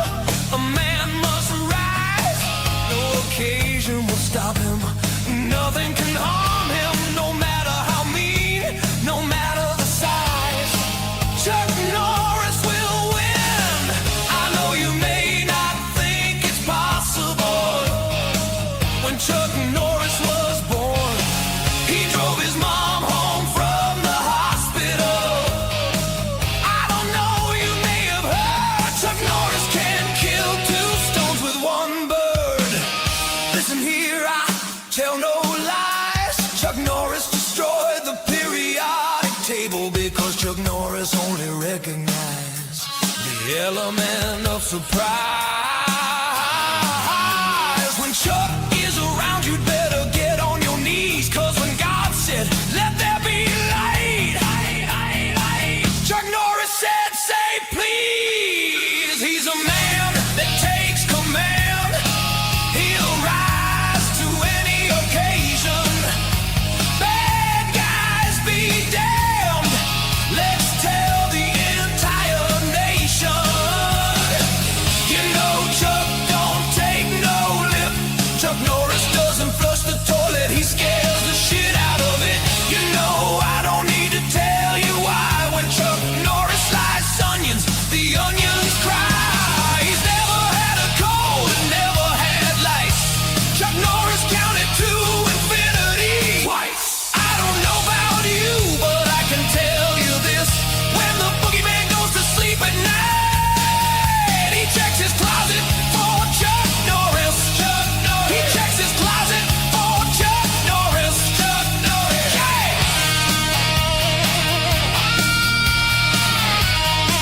Yeah, Chuck Norris!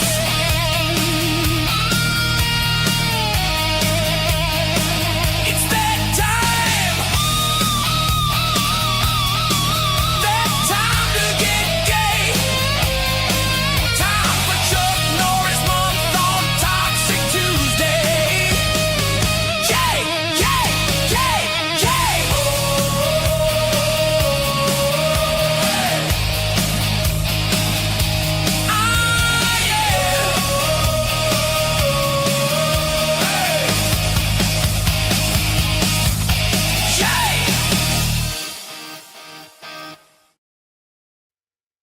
All right. Well, that's an amazing Yeah. piece of work by Tom, and yeah, that was really fun tribute to Chuck. And wow, we got so many people here tonight. I can't keep up with the chat, which I guess is a good problem. But I saw Jill popped in, so hail to the great antiderivative Jill. Thank you for being here.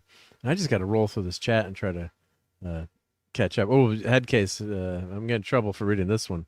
Chuck once asked a woman to calm down, and she did. Oh, I hope my wife is not watching this one tonight. I'm a big troll for that one. That was toxic. That belongs on the Toxic Tuesday. Oh, you ever chat. hear about the time that he went to a feminist rally? Yeah, I heard about that one. Yeah, he came home with his shirt ironed and a pie. And a couple of sandwiches, right? Yep. And sandwiches. That's true, yeah.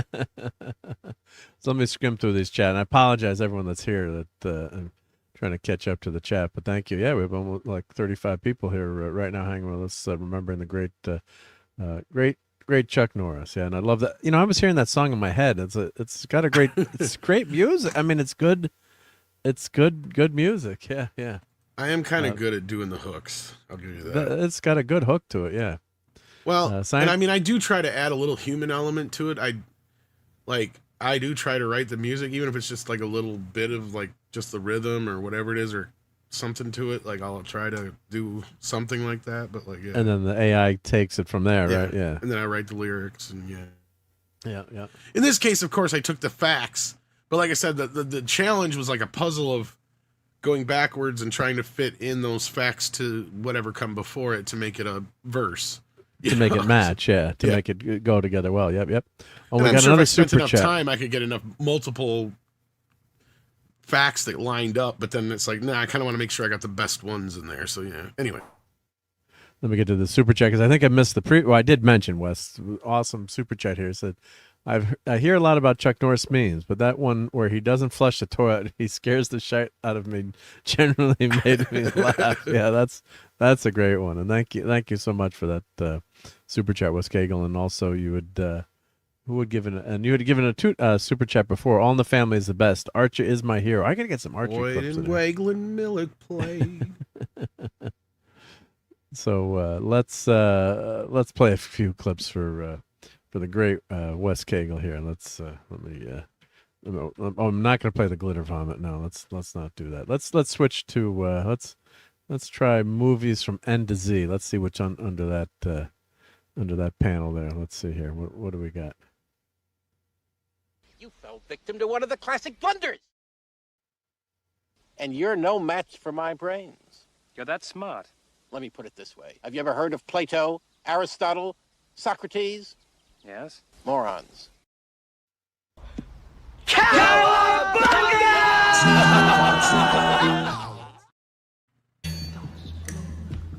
I have come here to chew bubblegum and kick ass.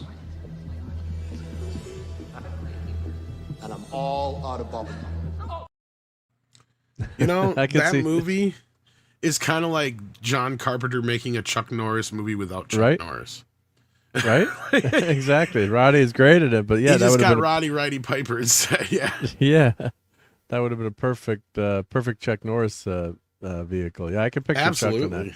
Yeah. Yep. And Wes likes it. Yep.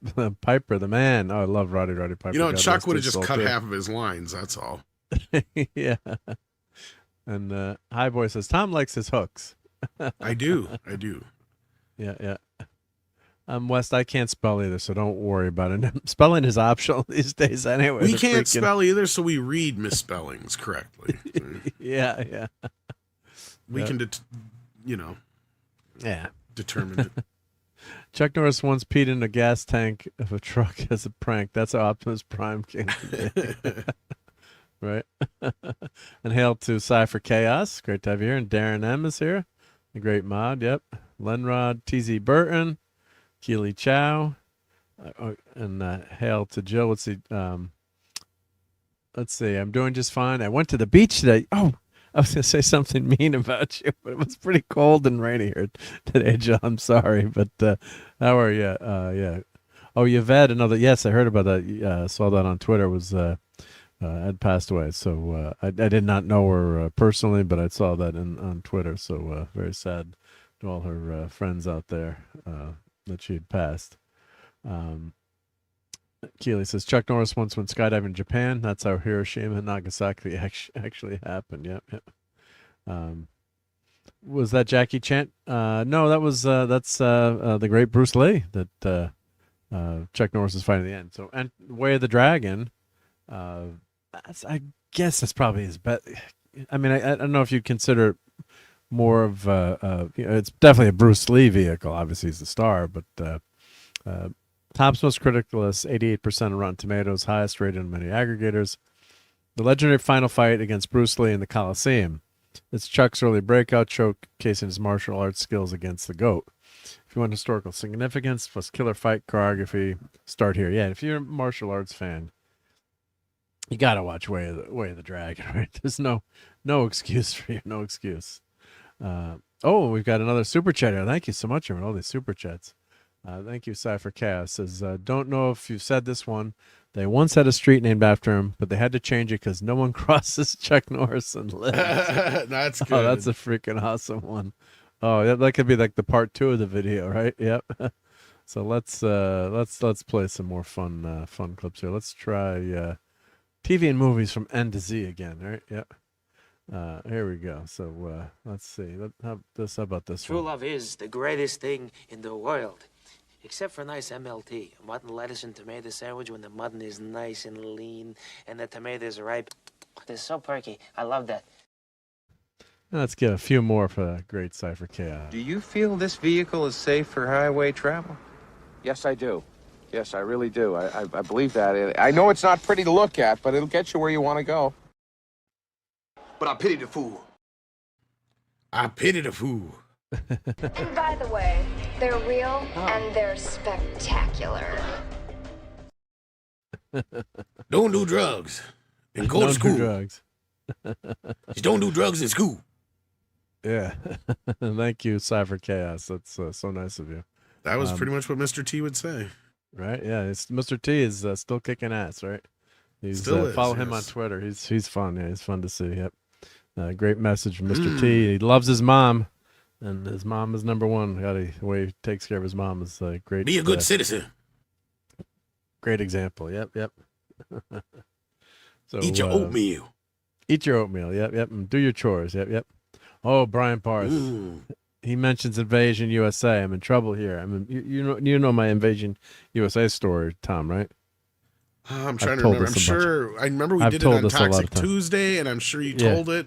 And I'll be like, until you start telling them, be like, oh, yeah. Yeah, I got to refresh your memory. So I'm in high school, and don't anyone youngins or anyone's listening, do not emulate this. This is not recommended. But I was one of my friends' moms was away for the weekend, and so we could, it's party at Vinny's house. My buddy Vinny, and so we're of course, what movie we're going to watch in 1985, right?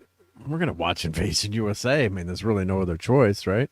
Or was it 86? When did Invasion USA come out? Was it 85? It came out about 84, 85, somewhere in there, yeah. Right, yeah, 85, right? So we rented, it was on VHS, obviously, back in the Stone Ages.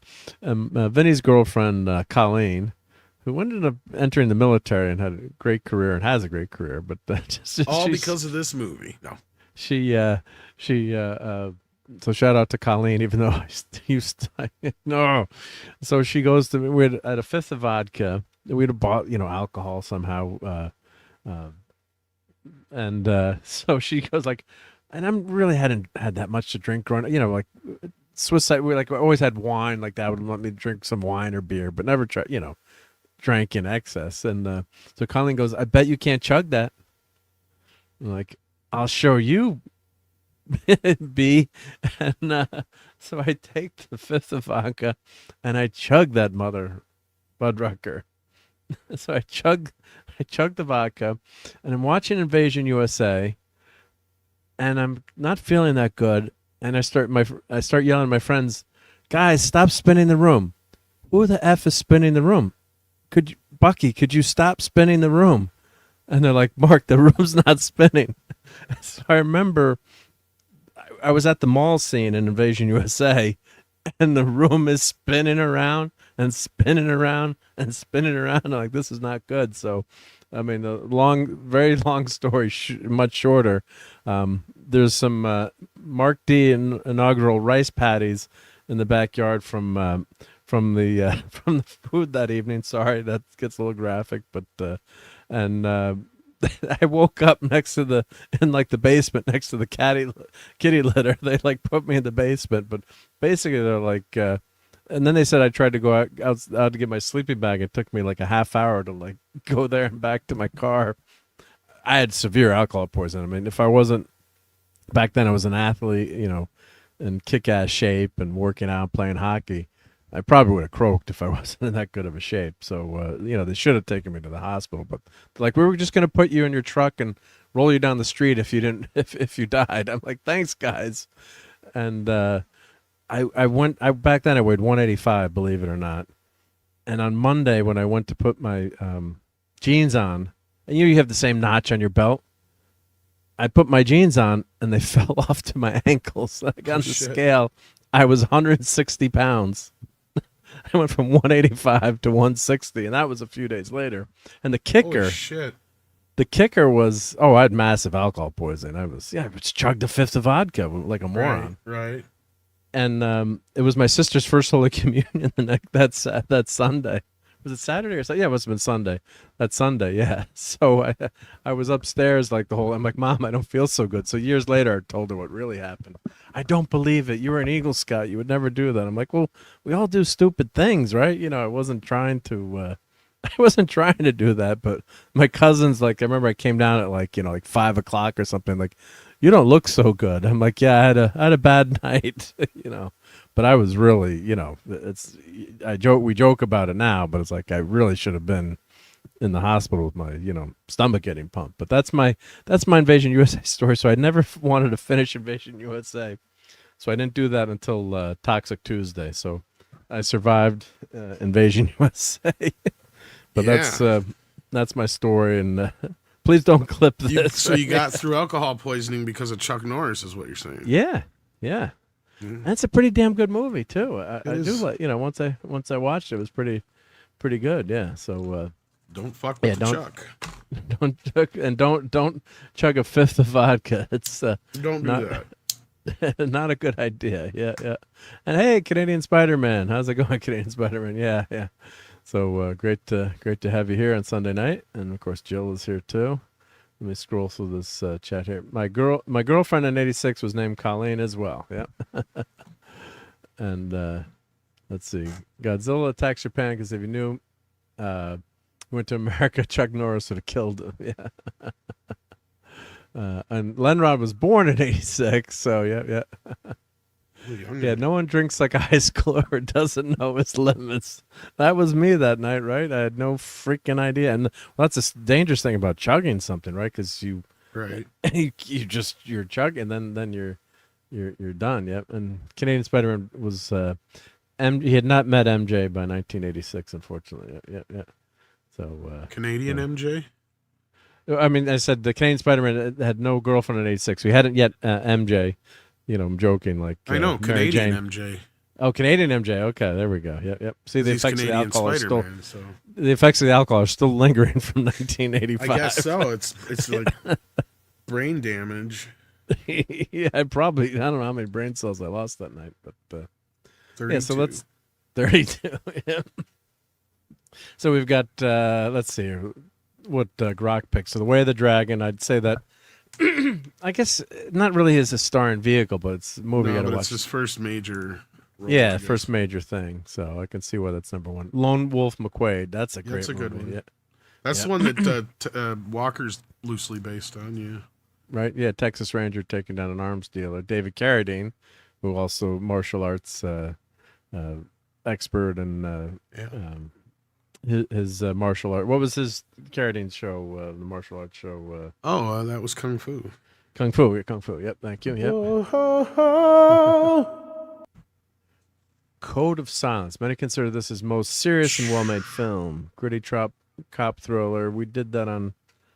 We just did that on Toxic Tuesday. Did Chicago you? Detective. I'm gonna watch it tonight. Hopefully. Yeah, that was not tonight. Tomorrow. Tomorrow. Yeah, that was. I think that's probably his. One of his better ones, yeah. The reason I picked it is because I guess it was meant to be a Dirty Harry movie originally. Oh, that's right. Yeah. And Canadian Express says, many a story. Hey, Whistler Ski Resort.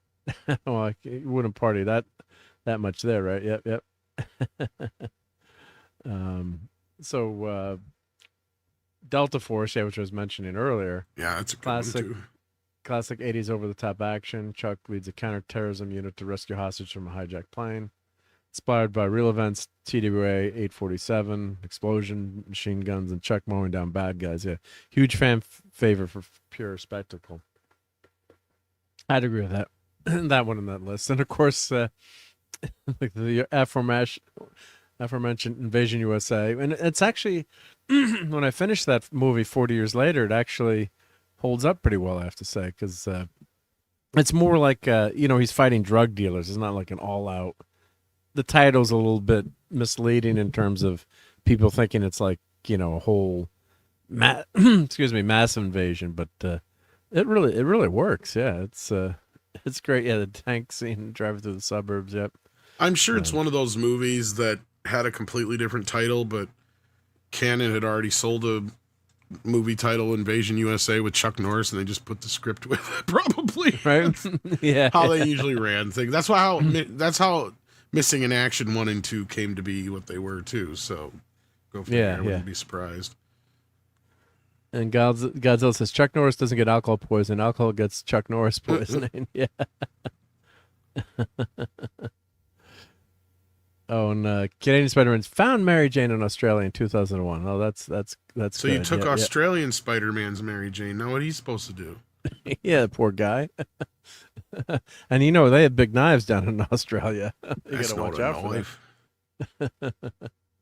First film I saw with Chuck Norris as Wes Cagle was Way of the Dragon. Second was Good Guys Wear Black, epic, where he does a flying kick through the windshield of the car. Oh yeah, that's an amazing stunt. I don't know if that I they should do. be proud or I should be ashamed that I own like all these movies pretty much so far that you guys have mentioned and that are on this list and stuff. You should be proud, I think, right? Otherwise, maybe, Chuck Norris I is going to guess. come kick all of our Yeah. asses if we don't own the movie, right? Guess so. Let's see. I thought Invasion USA was a Cuban Soviet narco state invasion of the southern U.S. Yeah, but it's more like drug dealers that are back, but it's not like. And again, I've been damaged by that chugging of alcohol, but memory serves, it was more like drug cartels, like as you said, yeah, narco state invasion, not like. It's not like Red Dawn, right, where the Soviets are Not quite. coming across, yeah. But it works. I mean, it actually works better, like, because you initially think, like, oh, well, how's one guy going to fight the whole, Soviet army? And, of course, Chuck Norris could, but it definitely does work as a movie. That's just another Tuesday for him. Yeah, right? So, great. Yeah, that was great stuff. Yep. So let's see the other honorable mentions. Yeah, they could have listed more movies here, but yeah, Missing in Action, 84. That's a really great movie. And of course, that one, that's actually the second movie, right, Tom? Yes. So what happened was there was, I don't know if both scripts had that title or it was basically that Canon had sold that title and Chuck wanted to make this one movie and they already had another script that they wanted Chuck to make and they were very similar. So they made both the movies as a movie and a sequel, but it turned out the sequel, quote unquote, the one that Chuck wanted to make was better than the one that the studio had picked in the first place. So they flip-flopped them and then they call Missing in Action 2 the beginning. So yeah, that's if I'm right, I think that's my understanding of what happened. Yeah, so, no, I think that jogs my my Dane Bamage memory. Yeah, so that's right. Yeah, so Missing in Action 2 became Missing in Action, and then they just released the other one, quote unquote, as a prequel, even though the first one they were filmed in order, was my understanding too. Like, but yeah, since the other one tested better or whatever you want to call it, yeah. So let's come up with the first one and release the second one as a prequel, which happens a lot these days too, like Starfleet Academy, right? Well, at that time, prequels weren't like the norm. Even sequels weren't like. Even Chuck Norris didn't do a whole lot of sequels to his films. Like, it's weird because like Delta Force 2 does not even feel like the same fucking character as the first movie. He has the same name and stuff from my memory, but it's just like. It's almost like they took another script and just slapped Delta Force 2 on it and just changed whatever the character's name was to his name in the first movie because it feels completely unattached. It's totally different movie. And it's kind of like Missing in Action is kind of his only real franchise, I guess you would call it. Because otherwise he is the franchise. He is the product, the brand. And that's kind of what I was getting at to begin with. Yeah. So, yeah. So he could just do all these movies till the end of time, basically, yeah. And we've got a super chat from RTNZ. Let me just read Jill's note here. She says, I was a math tutor when I was in university, so our favorite Chuck Norris joke was that Chuck Norris could divide by 0. And as any good math teacher like Jill knows, you cannot divide by 0. So that's awesome. I love that. So let's, the great RTNZ. Well, and he also counted to infinity twice. Twice, yeah. Chuck Norris earned a PhD in mathematics for solving an unsolvable maths problem with a single word, violence, because Chuck Norris can solve any problem with violence. So thank you, RTNZ. Let's play a few clips for you, buddy. Thank you so much for that, all the way across the pond there. Well, I do have the math is hard clip here. Oh, here we go. And I'll play a few more. Yep. Math class is tough. Let's go to our movies A through M because I have them organized. Let's find a couple of fun ones here. Yep. Let's see. Just when I think you couldn't possibly be any dumber, you go and do something like this. and totally redeem yourself. When are we ever gonna catch a break?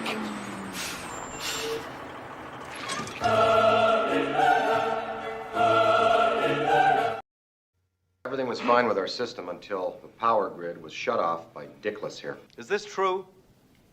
Yes, it's true. This man has no dick. Thank you, RT and Zed.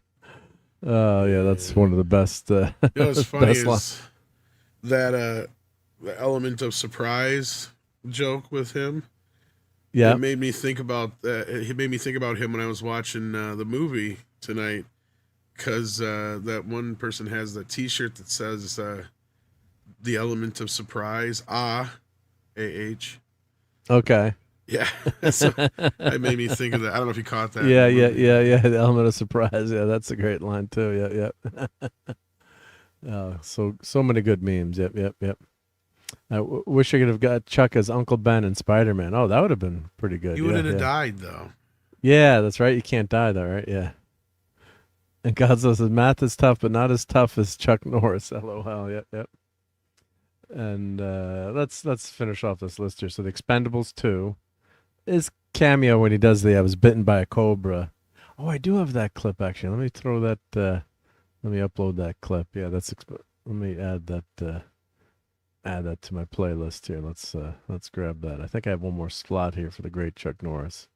But yeah, and that cameo was just so much fun in the Expendables. Right, he's not in it for any great length of time, but it's a perfect clip and a tribute to those that came before you, right? You want to thank people that help pave a path for you. And those action movies in the 80s were, God, we had so many good ones. Well, and, the Expendables was paying homage to a lot of those canon films, and yeah, you gotta have Chuck in there.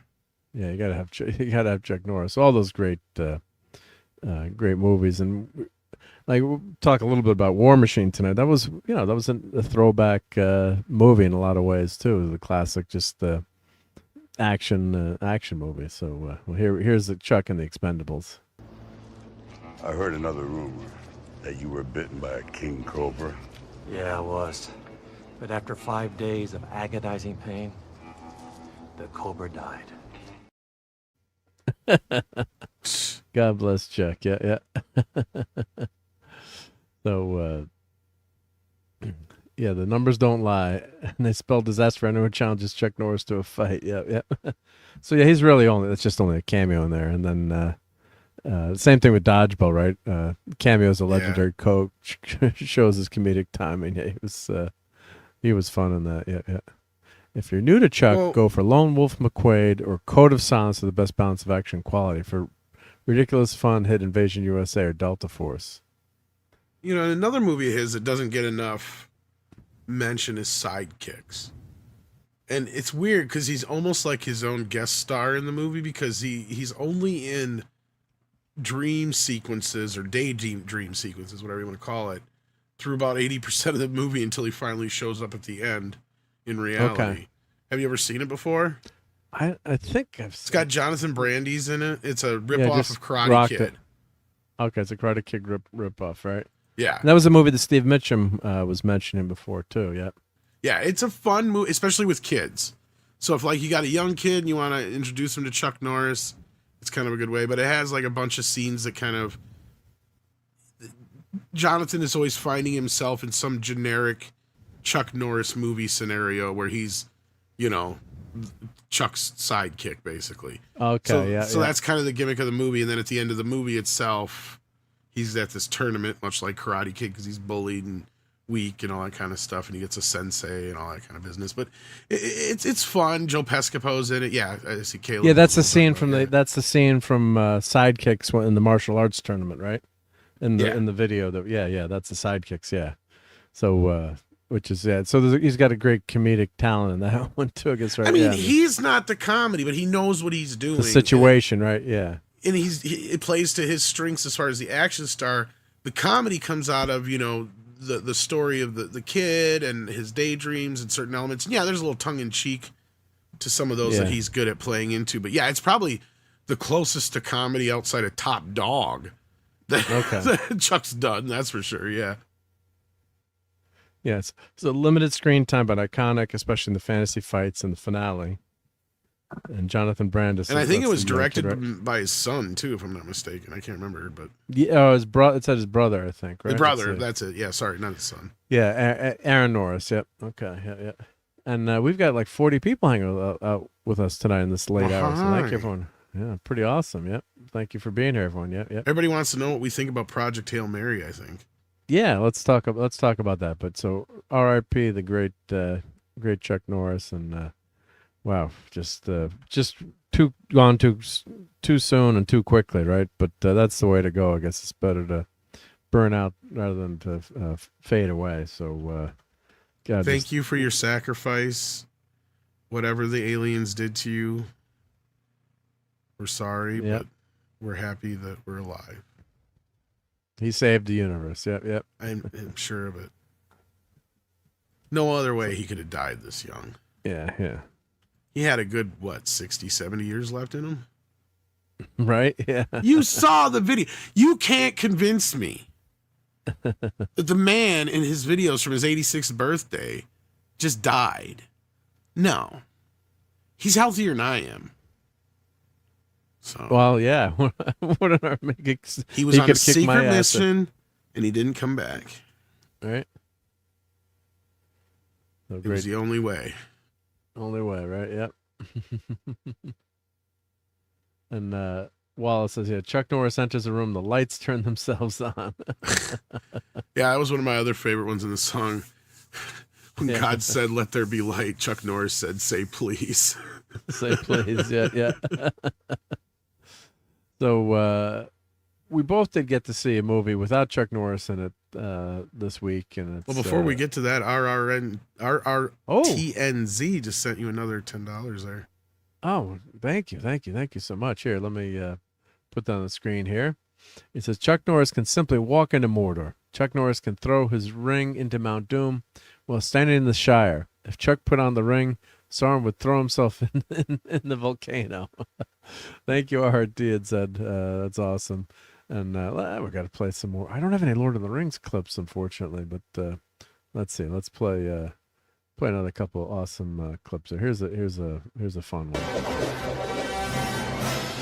Hey, Jim! Woo! Excuse me. That's a bad outfit.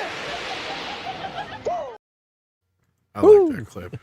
That's a fun clip, yep. And Chuck Norris was Superman in many ways, right? He was a hero. He was an American hero, exactly. Yeah. They just loved what he stood for. And that's what, when you see someone getting abused or taken advantage of, or especially on, with social media today, you can always, and we've got cameras everywhere. You see all these crimes now, unfortunately, that are happening. And you either wish there was a cop there or, Samaritan or Chuck Norris, right, to protect someone. So and that's why you love like the Rocky and the underdog. Well, there's not enough, like a RoboCop. Yeah, there's not enough stars like him anymore. There's not enough characters like he used to play anymore.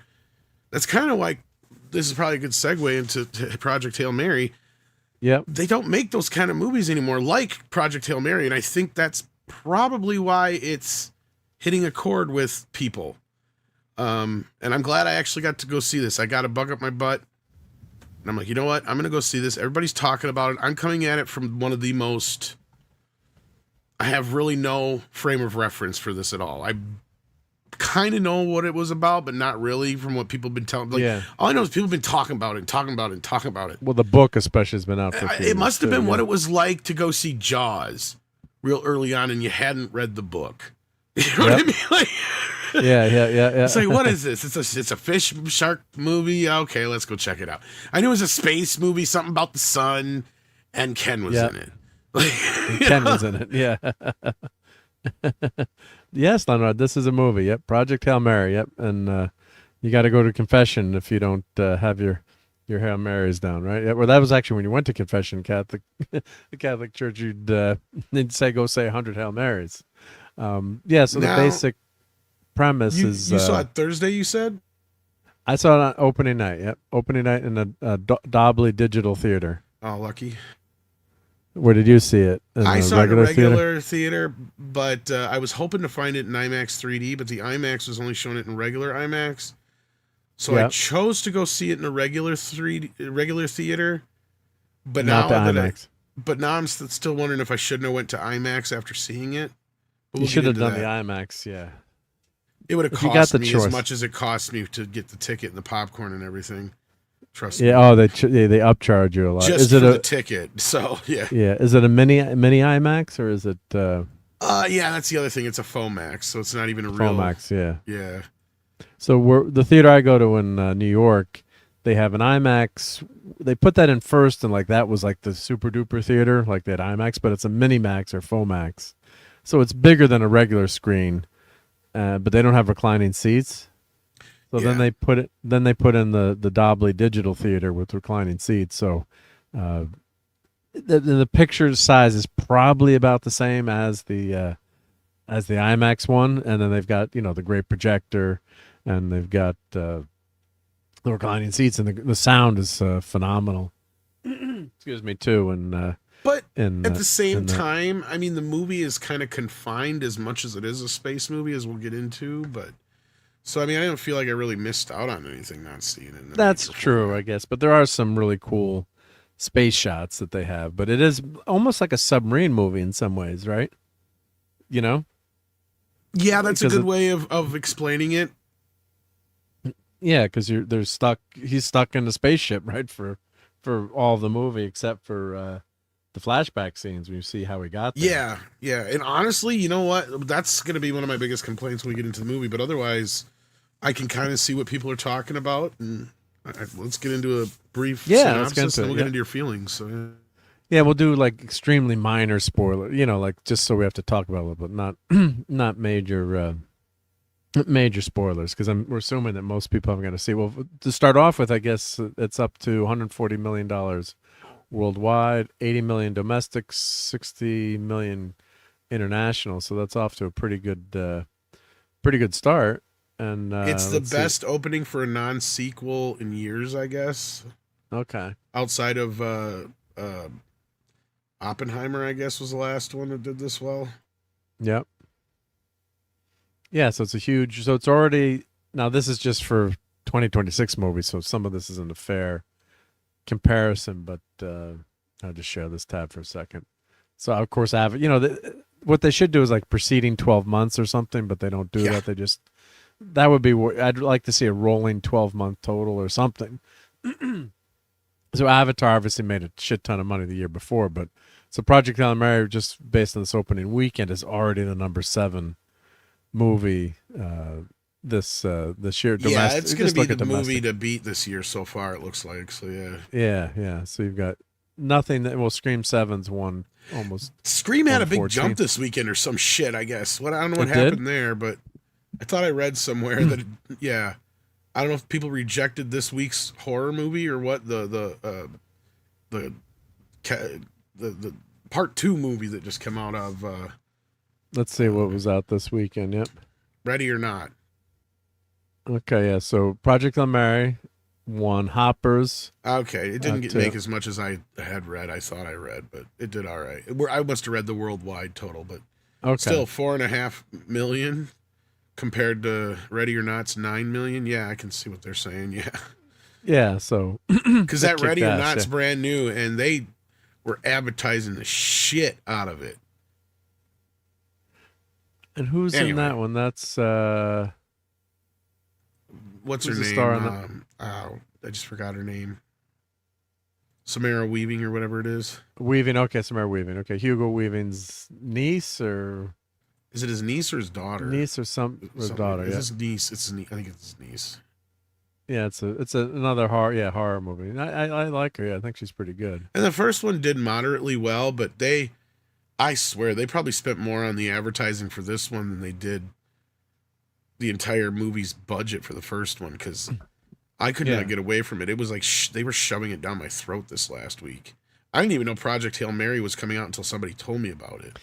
I forgot. Yeah, I knew it was coming out, but I forgot. My buddy, who I go see all the Marvel movies with, he's like, "Hey, you want to see Project Hail Mary?" I'm like, "Yeah, but let's ask the ladies if they want to go see it too." But they turned us down.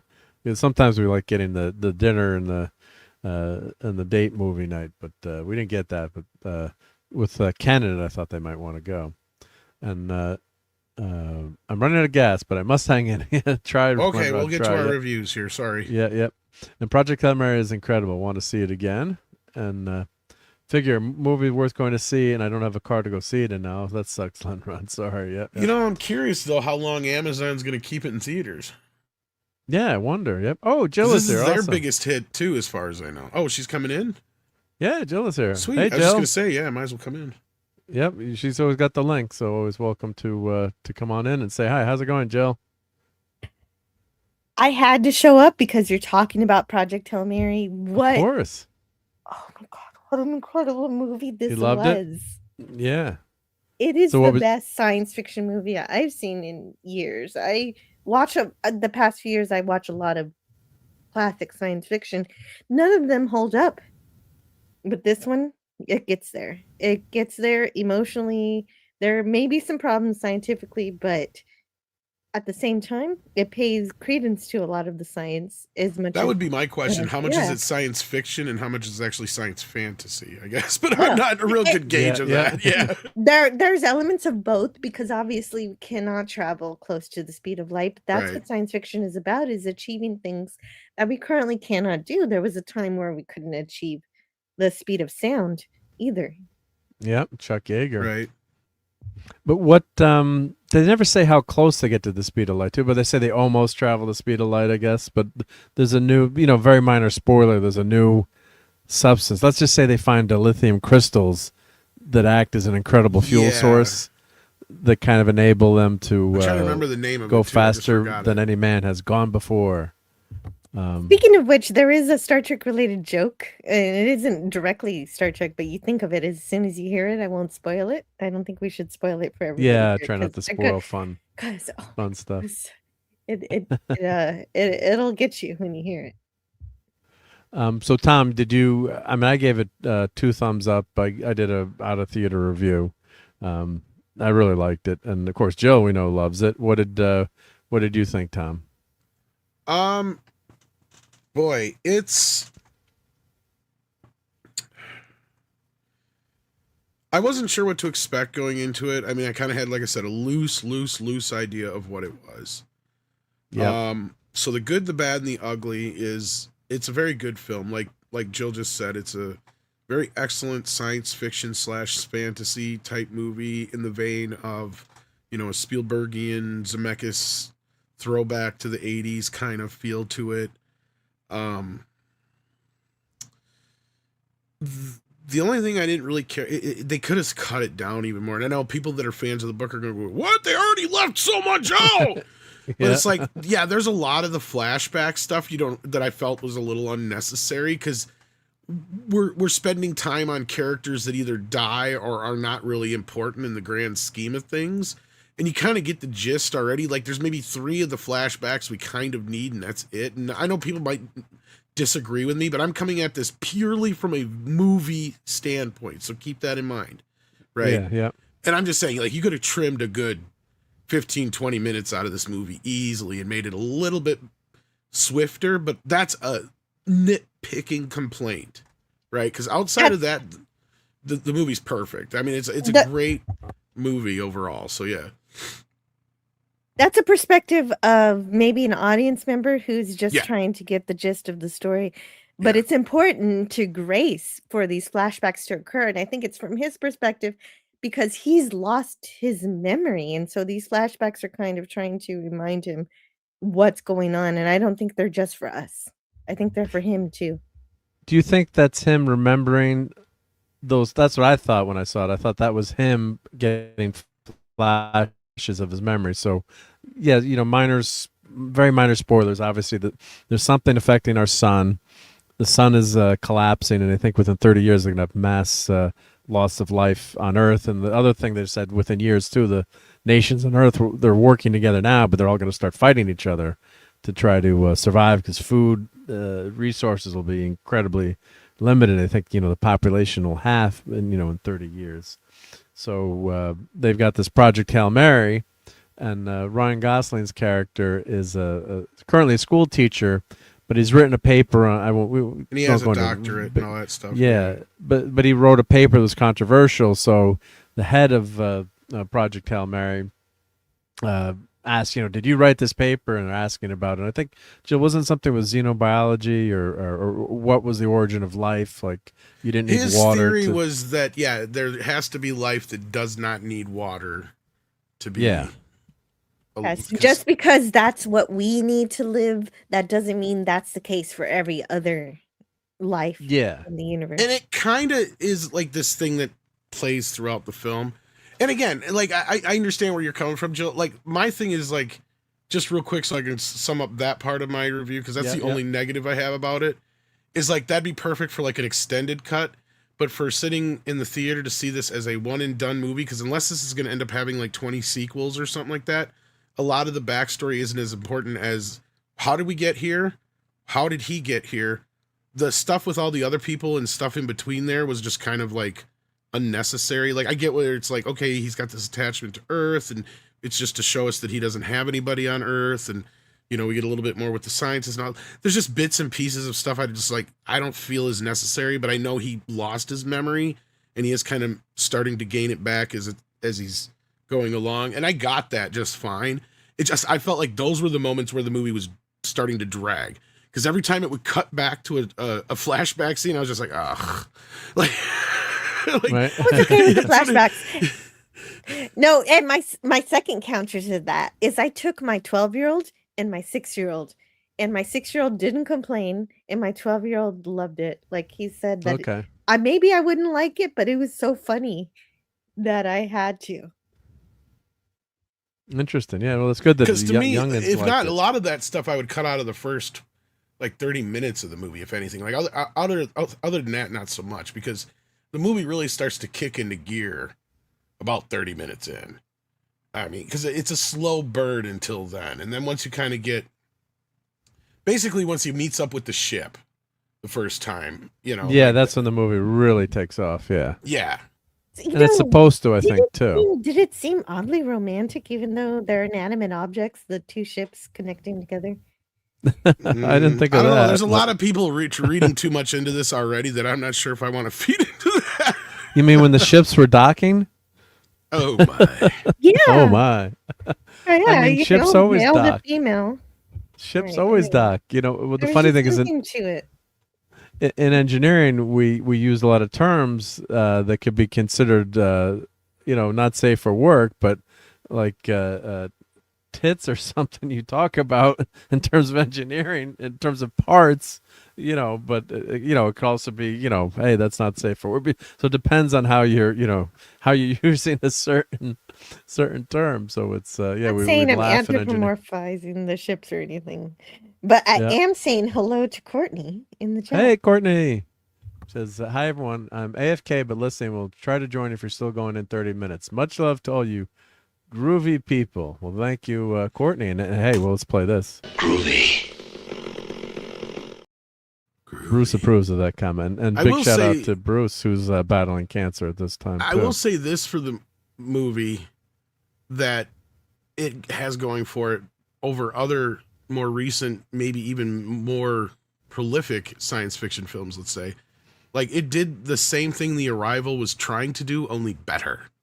Because I was gonna say, it reminded me of Arrival. Yeah. Yeah, it's only better. And I don't care that it's in this cute Spielbergian-esque wrapping. It works for the movie, and you kind of need it, because a lot of the weight from the film, and I get where you're coming from, Jill, with about like having him have his memories flooding back to him, which is, his whole reasoning for wanting to get home, right? Like, because he doesn't even completely understand or remember everything of how he got there in the first place, and I totally get that.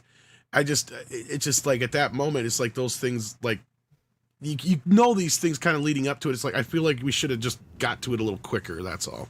I feel like there could have been trims made. I liked the slow burn because he didn't have his memory. So he had to relearn everything. And first he had to do the math. And this isn't a spoiler because it's basically telegraphed in the trailers. Of course, his communications with Rocky.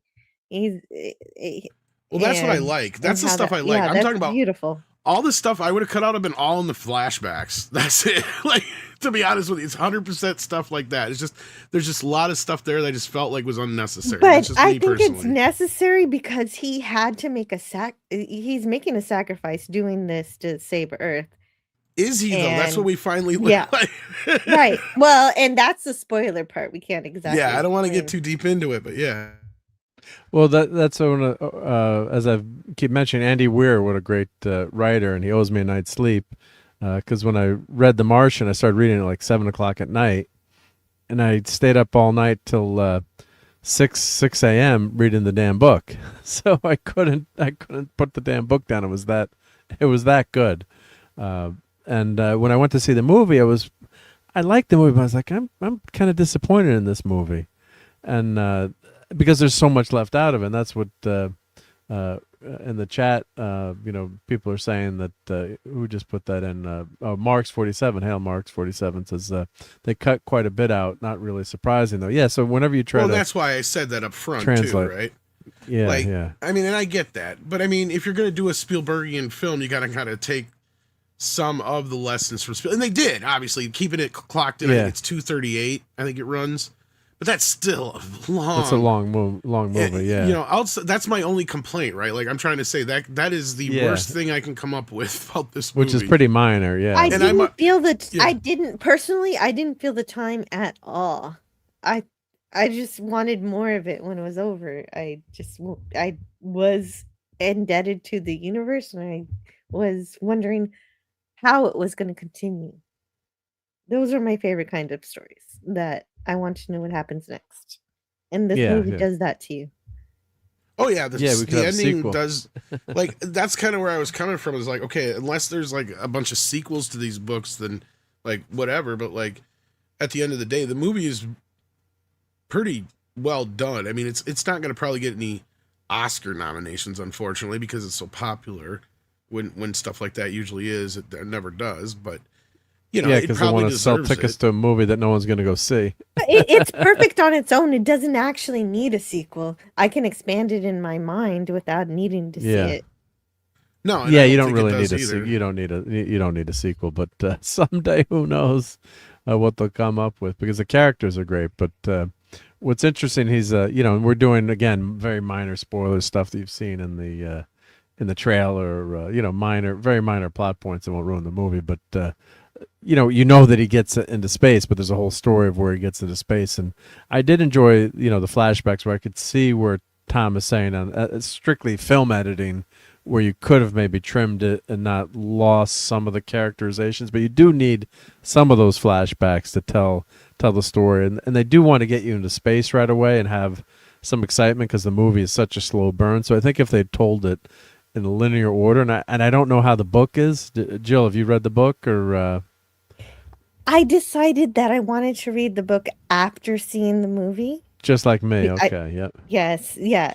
And so I bought the book. Also, unlike you, I thought it was so funny to see such an adorable man with such a big beard, and of course the whole thing with him having to shave it and everything.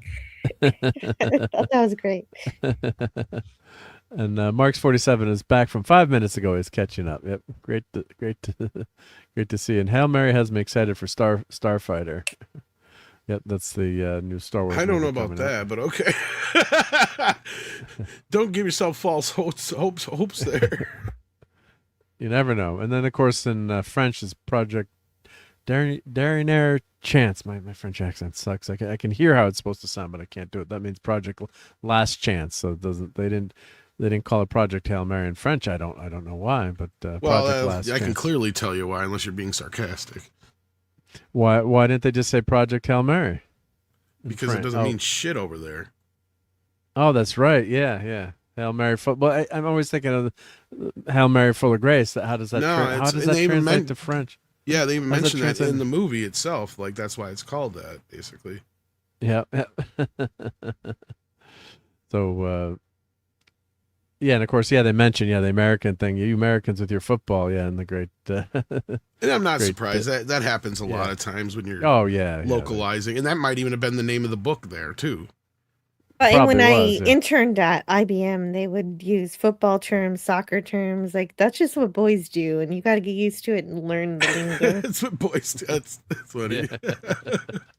Yeah, like I went to see. I remember I was in Switzerland. I went to see The Living Daylights, and I can't remember what they called it, but they didn't call it The Living Daylights, obviously, because it means not. You know, you can't. There's certain things you can't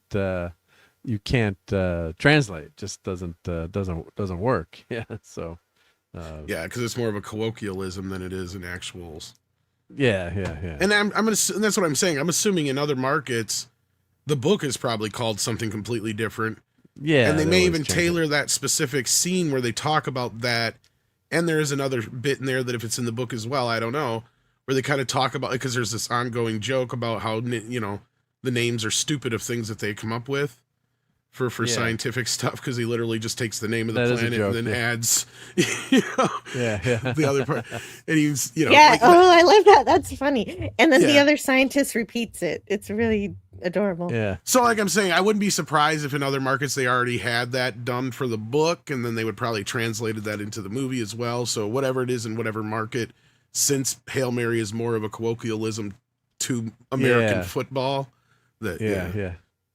Yeah, so it doesn't literally translate to last chance, basically. That's what it means. Yeah. Or long shot is another thing you could have called the Hail it. Mary. Yeah, I'm assuming it was coined during thanks to football. Absolutely. As far as was it the Steelers? Was that considered the first Hail Mary? And what? I guess in the 70s. Would it have been, or would it have been something that Lombardi would have come up with? Yeah, so I'm wondering. Yeah, who coined the term? That, or it's been probably way back since the early days of football. But either way, it's actually in the playbook now, and that's the whole point, right? Like, it's your last chance in the playbook. It's that you're rushed to the last 4 pages of your playbook, and this is it, kids. Yeah. Oh, I'm in trouble now. I can't bring up Switzerland. Not show us your nanny again. LOL. Yep. Oh, I gotta go to confession for that one. I gotta say my Hail Marys. Yeah, it doesn't mean anything with that, so that's probably why they would have changed it. But no. Yeah, that's minor. This is all about our last chance. So, like, I mean, as you explained, that there's something eating away at our son, and they got to figure out what it is, and they're sending, a couple of scientists to go up there to figure it out. There's some catches, of course, to the whole trip. Yeah, how he gets there. Yeah, but. So, and it's cool how they and again, you can't really talk too much about the movie without getting into certain kinds of spoilers, but it's almost like, is it really spoilery? Because is there a frame of reference for people to have? Because I almost feel like this is what it was like to talk about Jurassic Park when it came out. Because I knew everything about Jurassic Park when it came out too. So again, I mean, without getting into the trailers and the articles. Not just that, but the making of, the Nova special. I knew the last 2-3 shots of the fucking movie. Like, right? The cards, the comic books, everything, you name it. So, I mean, I guess, I don't know how you want to go about explaining this character right here, if you want to even call it a character for now. Yeah. Well, yeah, I don't know how deep we want to get into it. That's what I was saying. We'll get it. We'll get into. We'll do minor. My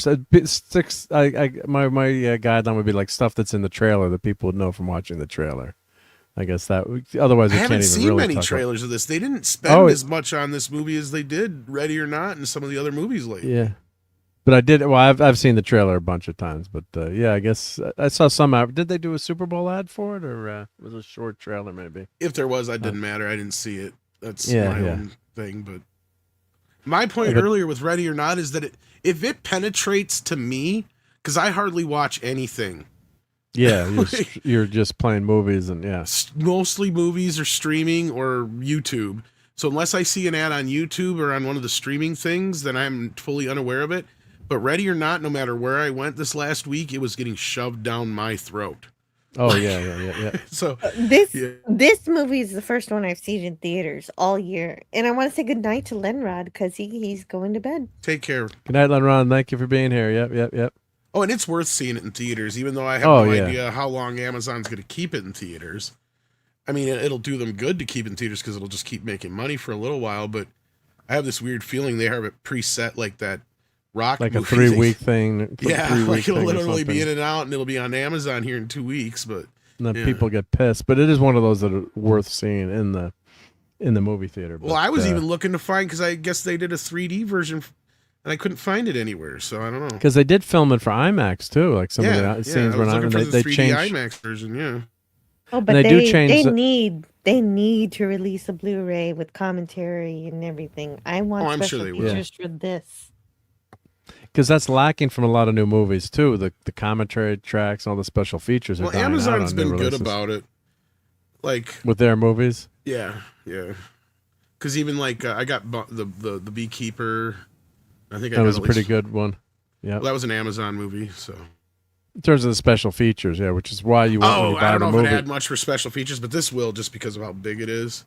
Yeah. I'm sure you'll have a commentary with Andy Weir. But like The Martian, that book, they were actually he couldn't get that published, and he was giving it away for free on the interwebs each week. And then people were like, "When's the next chapter? When's the next chapter? I can't wait for the next chapter." And then finally, the book got picked up, and then the rest is history. And so I think he sold the script sold the rights for $2 million. So God bless him. It's a great success story, and thanks to the internet. I was talking to my friend driving back from the theater. I'm like, I wonder how many books have been lost forever that just never got a voice, never got a chance for people to read, and would have been great works of literature. Because if not for the internet, the Martian's probably not happening, and maybe not. Then you wouldn't have had this great movie too. So, so that's interesting. Now this creature, you get a glimpse of him in the trailer. So he's Rocky, right? But it's actually it's not CGI, which is why it looks so good too. So it's, I'm sure some shots are, but they said he was a puppet. He's like Yoda, basically. Beautiful puppet. I was saying so most of the gorgeous. time you could tell it was probably a puppet, but like I there was only like believe maybe it. 3 shots that I thought maybe were CGI. When he's moving through the ship, probably right in the gerbil tubes. And there's at least 1 or 2 shots where I know that were CGI for Ryan too, because couldn't believe how bad they were compared to everything else. They stuck out like a sore thumb. You know what? I think I know exactly the part. When he's walking on top of the ship, that's the one you're thinking. Yeah. Yep. But it's a good time though. I still the enjoy rest it. of them are great. Yeah. I think the reason why the CGI works in this movie is because it's supplementary to the production quality. Because you have a real puppet. Because most of the time it is somebody actually doing the production work. That when you have to inject a little CGI in it, it's just used as a tool. It's used as a it might stick out, but it's used as a tool to enhance the movie rather than it being 100% CGI. If Rocky was 100% CGI, it wouldn't be so. Well, you're probably right, because there's God knows how many scenes where he's in zero gravity and other things where I'm sure there were wires and other things that were done with some CGI touch-ups and stuff that I didn't think about or notice or care about. But those couple of shots stood out to me like a sore thumb compared to everything else in the movie. And I'm just sitting here going, God, they could have spent another day or 2 on those shots. And that's about all I was thinking there, but that was it. Like, and again, I'm nitpicking because at the end of the day, this movie has that element to it that the Spielberg movies and Zemeckis movies of the 80s had going for it. And But it it's is even kind more. of, But it's maybe Spielberg, but more intelligent. The dialogue is sharper and wittier and more fun. well, that's kind of where I add funnier. Zemeckis to it, kind of where, like, Back to the Future leaned more into the science, kind of. Like, but this Sure. is kind of like a reversal of E.T. in a way, too. It has that going for it with, like, the idea of, even though he's not technically stranded, but he kind of is in space, but he's, he's kind of the alien in this sense in a way. And He's gotta- the one who has to go home instead. Yes. Yeah, exactly. So it has that reverse I ET get it kind of now. element to it. But you're not wrong. It does. I don't know if Spielberg would ever made this movie as science fiction-y as this. And that's probably where I'm coming from, where I would have definitely seen it trimmed down to like 2 hours and 10 minutes instead of 2 hours and 40. But yeah. And speaking of, phoning home, we did have the AT&T girl, Melania Van Trub, a.k.a. Squirrel Girl, who we didn't get to see. And she's in the movie. So one of my friends is like, how much is she in the movie? I'm like, well, you're not going to get as much of her as you wanted, probably, because she's kind of cute.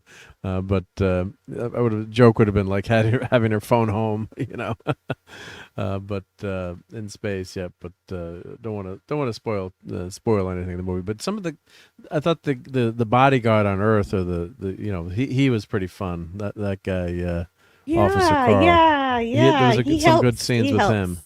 He helped. Yeah. I love the cooperation between him and Grace.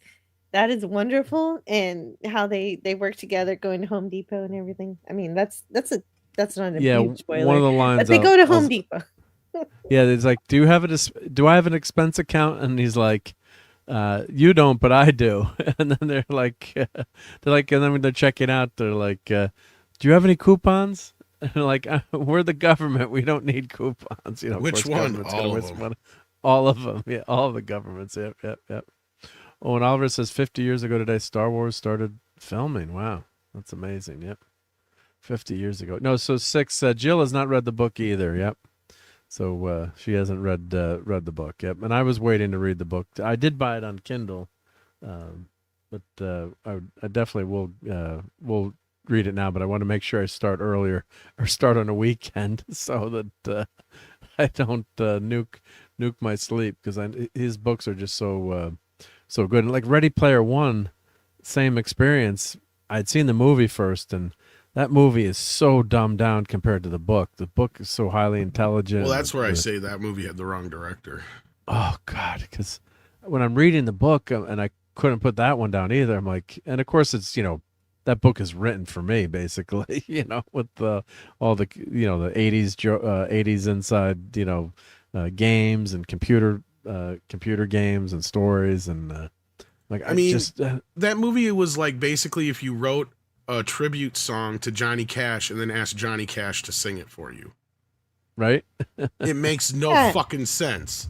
I mean, I get whether we're trying to go with it with the Atari game and everything, but I definitely need to read it to actually understand it, because the movie was so crass. It was just, I don't know. The problem with Spielberg is too close to it, right? It's the book was paying too much homage to his, like you needed I hate to say this, you needed like a J.J. Abrams to direct it. You needed somebody who grew up on Spielberg. I know, I hate saying that, but somebody like that. You need somebody who knows what it's like to grow up with Spielberg, not Spielberg himself, because he wanted to separate himself as much as he could from it. It's like, dude, you can't do that. Like I just said, it's like writing a tribute song and then asking that individual to sing it to themselves. It's how does that work? It's too pretentious in a weird way. But anyway, that being said, the movie's okay. Yeah. That was my big issue with this. I liked it much better than that. This doesn't have any of those kind of problems. Yeah, but what like, for one example, like the first puzzle in Ready Player One, he's trying to solve and try to find the One Piece, basically, right?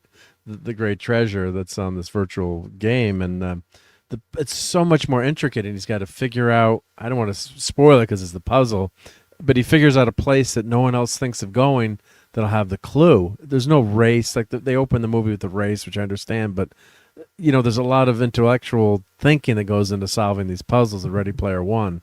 And if you haven't read the book, read that book, and you'll then if you watch the movie, like the movie's okay, but it's so dumbed down. I thought, oh God. So this, once I read the book, 6 is saying she hasn't read anyone she hasn't met anyone who's read the book and seen the movie. So that's what I have a few, but I'm interested. A lot of them just say the same thing, is that it's missing, not missing much, but like it's been cut out or truncated down. Like I guess there's a lot more with like the other characters that died and stuff like that. For instance, the one person that has read the book that I talked to said that this brings out the spirit of the book. So that's actually a very good compliment from somebody who's read it. Is that it has the spirit of it. And normally a lot of people who read the book have a lot of complaints, and this person did not. Yeah, I haven't heard a lot of complaints, really, yeah. And Professor R2 had read the book and seen the movie. 6, if you go, I was actually on the show, so if you go to Price's stream on Thursday night, towards the end, it's like the last hour we talk about it, you could hear what R2 is, because I'm asking him a lot of questions about the book versus the movie, and he really did like the movie too, so he thought some of the stuff was left out, but yeah, it's always and it's a trade-off too, like how, like especially The Martian. And this book is very similar, where they're alone. Well, he's not alone, of course. He's meets this alien Rocky, but Martian, you know, is basically alone the whole time. So you're missing all, you know, some of the missions that couldn't fit in, and all the inner dialogue. It's much tougher to do via movie. You know, you've got to have Matt Damon's got to be, you know, talking to himself basically. But in the book, it's, you know, he can write in that voice. So really did enjoy that book. It was phenomenal. But like this, it looks like they built some amazing sets here for this movie. I thought it looked fantastic. And it wasn't like a 2001 type movie, but it, you know, I kept rolling back to that movie when thinking about it. This is not in the book either. It's like a virtual reality room, and R2 said this was not in the book, but it fits in the movie. So it's like a room he can go into and see the Earth, and well, it's not, I shouldn't say it's VR, but it's like 360. It's like the dome, screen. basically. Yeah, like the dome, or like Disney World. You know, we had the World's Fair. You know, the 360 camera views. Yep. So, yeah. So, yeah, I really enjoyed it. Yeah. So, of course, it opens with him in space, and you find out through the flashbacks that, you know, how he got there. And there's some nice twists and turns. But what really works, I think, is Rocky and his relationship. They pull it off with this puppet who's a pile of stones that doesn't even look as good as Ben Grimm. So, you know, I think that's the heart of the movie, is these two characters working together to save their home planets. And they pull it off with this puppet. You're right. I think if it was CGI, it wouldn't have worked.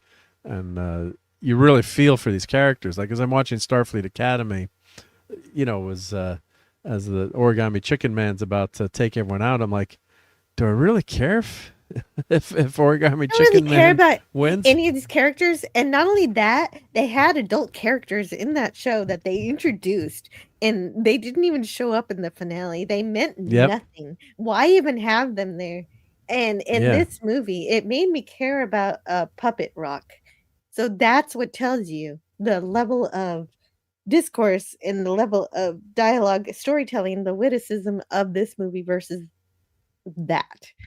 Well, and it's interesting because it's not just that. It's like he's the exact opposite of anything that we would normally like. At no point it's not cute in any way, would I say, right? I mean, it does cute things, don't get me wrong, but it's not like overtly cute. It's literally basically a living rock, right? So intelligent. He's sarcastic. Yeah. I mean, fuck you, Star Wars. They got a living rock. No, no, like, but at the same time, it's because of a mixture between how they managed to work out the communication between the two of them. That's a big part of it. It adds to the charm and the humor, right? So it kind of gives him a robotic element to a point, so that you kind of have that R2-D2 kind of thing going for it in a way, but you don't have to go too cutesy with it. So that makes it safe for, you know, not to go into too cutesy of a realm of like, oh, it's going to be too adorable and sell a bunch of stuffed animals or anything like that. Yeah. If you're afraid this is Grogu, it's not.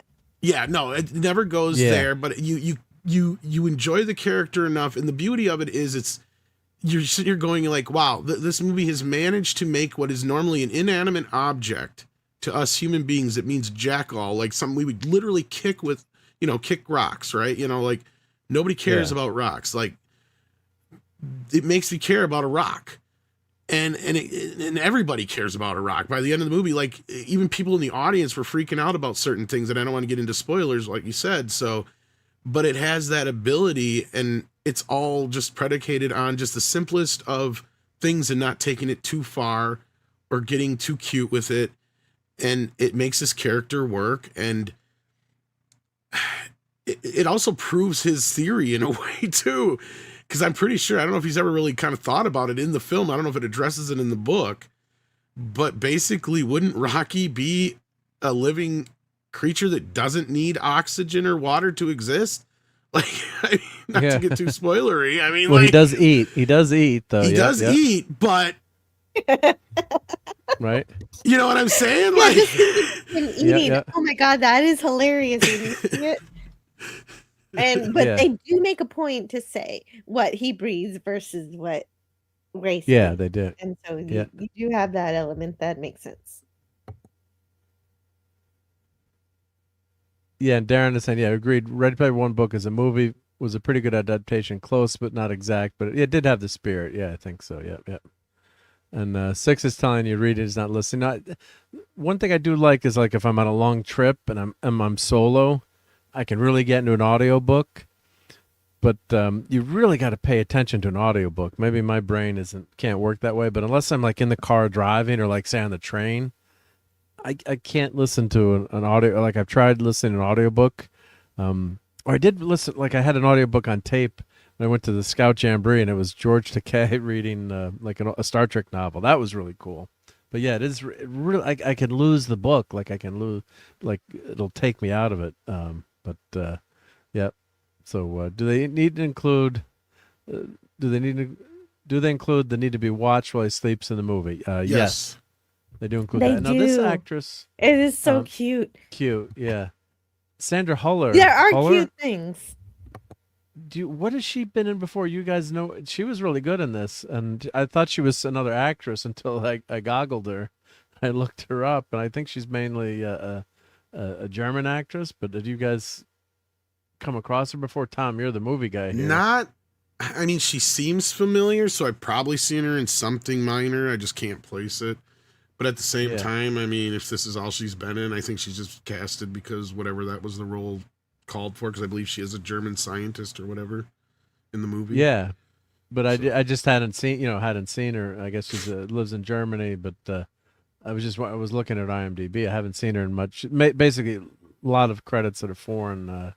Now, and it's never really clear on when the movie takes place. It's clearly like sometime in the nearly distant future. Yeah. But then I don't remember it ever really specifying. In my mind, I would say it's like 10 years in the future, or 20 years in the future. 25 maybe, yeah. But I'm just making that up just so that like our tech is slightly more advanced. Yeah, exactly. Yeah.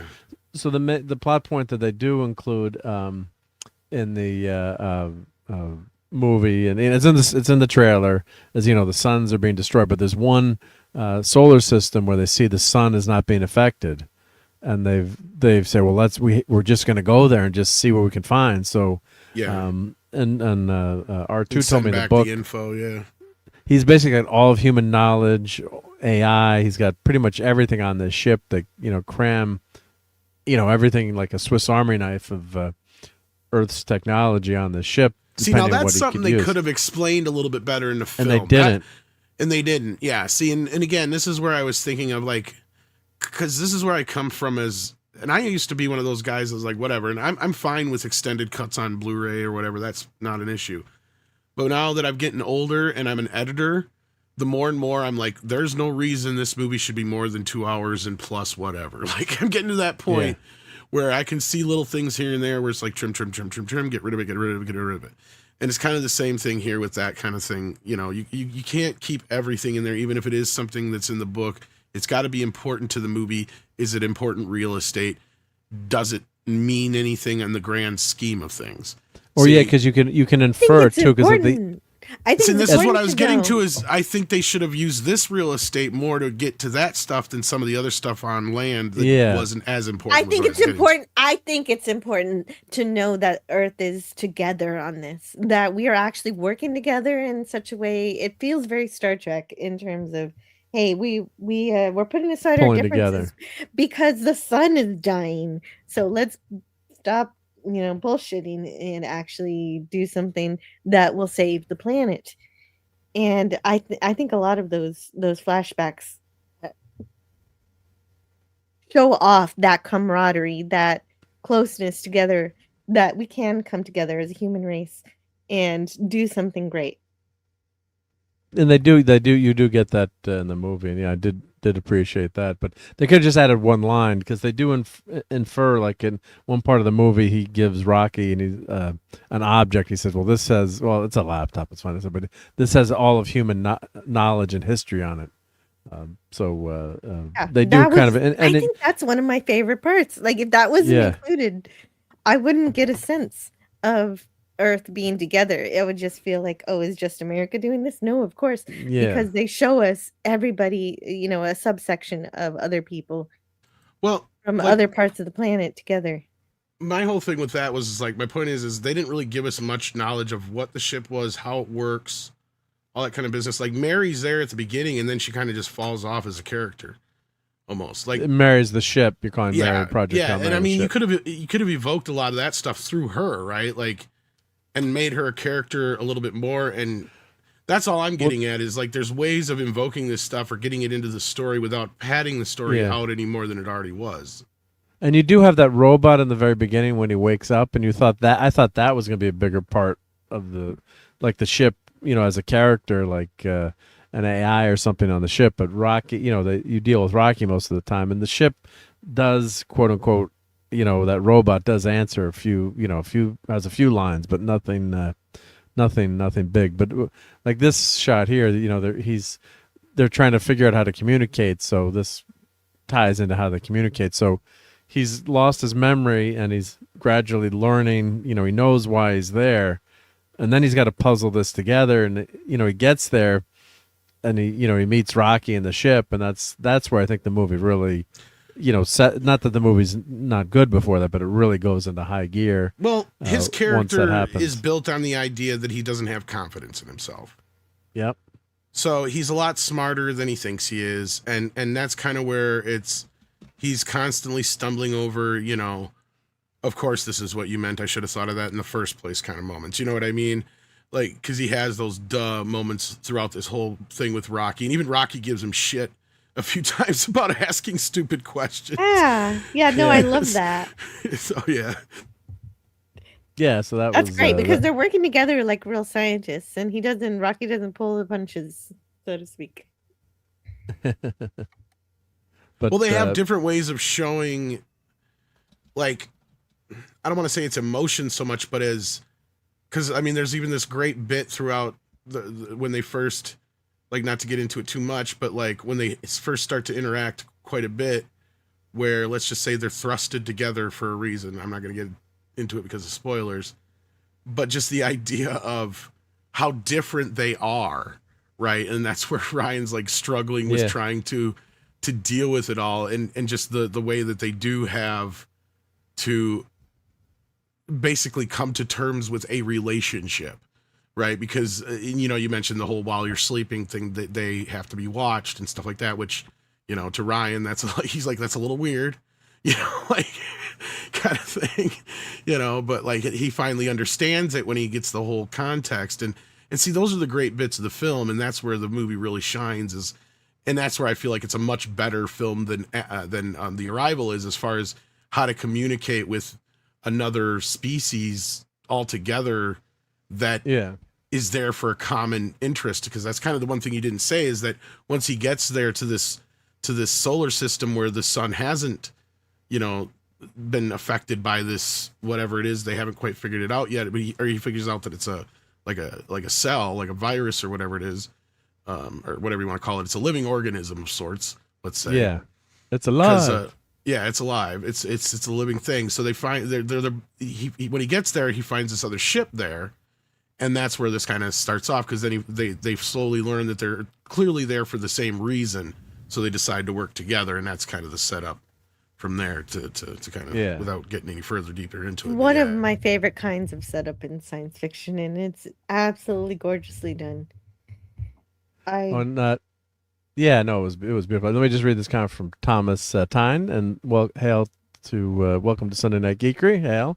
Hey, I listen to audiobooks all the time, at work all the time. Sometimes I might miss little bits, but I don't ever feel like I'm missing too much. Yeah, just me personally. I just I gotta be like driving or doing, relaxing or doing something. Otherwise, I'm gonna get distracted. But you only remember about 60% of what you listen to, and more like 80 to 90% of what you actually read yourself, and 100% of what you teach to somebody else. If you teach it to somebody else, or you write it, right? There's like a percentage structure from that. Don't you remember that? Yeah, and that's true, right? And 6 says, I have the blood of a 20-year-old, and I prefer a long movie. Well, Damn you, 6. You can sit through long movies. Yeah. I did. I could do it too. I You can do it too, as long as I don't drink too much. Yes. Well, There isn't to me, actually it's an not app just- that. Go Well, I was going to joke. There's an app where you can tell. They tell you when to go to the bathroom. I think in I found the movies. right part for that actually, but and it was this scene here that you have on the screen here. But Yeah, and I wanted to look. You know who I thought this was? That's why she looked familiar. Who's that? Miranda Otto. Doesn't she look a Oh. little bit like Miranda Otto? A tiny bit. Not because the nose is a big difference. Yeah. Well, I have bad vision, but a little Well, I do bit. too. A little That's bit. why I you're do my- audiobooks, but evidently that doesn't count according to 6. So. Count read nearly as much as I do. 60%. Reading is hard. Yep. I go back 10 seconds if I didn't hear what I thought I did. Rewind. Be kind. Yep. Newsflash. Sun has been dying since before we were born. Yeah, that's true. Yep. It's scheduled to go for 7 billion years. The guess is 5 billion, at which point it will be a red giant, engulf Mercury, wreck Venus and Earth. No, actually, no, it won't, Phantom, because the interstellar spaceway is being built through our galaxy by the Vogon. So, the plans have been filed at Alpha Centauri for many decades. So you should know that. No. What? We're not getting a super bypass highway planted Yes. through Earth, are we? What's Yes, we are. Yep. Hey, come on, you Earthlings. You should have known that. I already got my apartment picked out on the new planet. And hey, Alaska Jeff, how's it going? Great to hang with you last night too. Yep. And 6 agrees. I mean, yeah. Oh shit, she does look like Miranda Otto. Yeah. See, 6 Maybe. is always I right. guess maybe I'm wrong. I thought a little bit like Miranda. I'm like, she looks familiar. It looks familiar. Yeah. But the fun thing about getting with this movie, I love the science, right, Jill? And I know you like science too, like the way the science was developed and the theories, and gradually how they're trying to figure things out. And they do have one grand action scene. We do get a kick-ass action scene. They don't do too crazy. They don't go too crazy with the speed of light concept because it's only 10 light years away. So that's a reasonable amount of time to come back, and the people you were talking to before will probably still be alive. Right? Yeah. So now, Well, time, he even tells it takes 11 years for a message to get back, and he figured it was going to take 4 years to get back or whatever at that one point or whatever when he was trying to factor in shit. But yeah, I mean, it does a pretty good job. I mean, frankly, I mean, I don't. Then that's kind of where I was coming off of how much is science fiction and how much is science fantasy, because I felt it did, in my limited knowledge of science fiction, because I'm not a good barometer of that, especially with like Star Trek and all that kind of stuff. With this, it did feel like they paid a little more closer attention to the science facts. With like, especially for instance, a lot of times when there's scenes out in space, they go completely dead silent, right? Yep. So like, there's no sound unless you're hearing it from certain points of view or a reason why there should be any sound there. It doesn't even just give it to you because, you expect it as an audience member, right? That's a good point. Yeah, that was really beautiful when they did that, because you know what the sound should be, but then they cut it off because in space there is you don't hear sound. that sound. There's sonar in space, but Not much. that is why I keep mentioning 2001. Like that, the soundtrack was used so well in that movie, and there is silence in that movie too at certain points. Just to Well, in the especially visuals, when- there is some callback to him. Clearly, you're not wrong, Mark. Yeah, I got that feeling, especially with the grander, in the sweeping, especially with, a lot of that kind of stuff, and how the visuals with you could tell they were inspired a little bit by Kubrick with the spinning of the camera with the characters and stuff and such when they are spinning around and whatnot. Yeah, so it's very well filmed. It looks great, and Phantom is definitely And Jill corrected me too. Yeah, was a hyperspace bypass. A bypass is different than a highway. So yeah, I stand corrected, but At least it wasn't a roundabout. Yeah, it wasn't a roundabout. Oh no! Get stuck. I get so confused at a roundabout because We were bitching about him earlier. Yeah. Right? Because they're showing.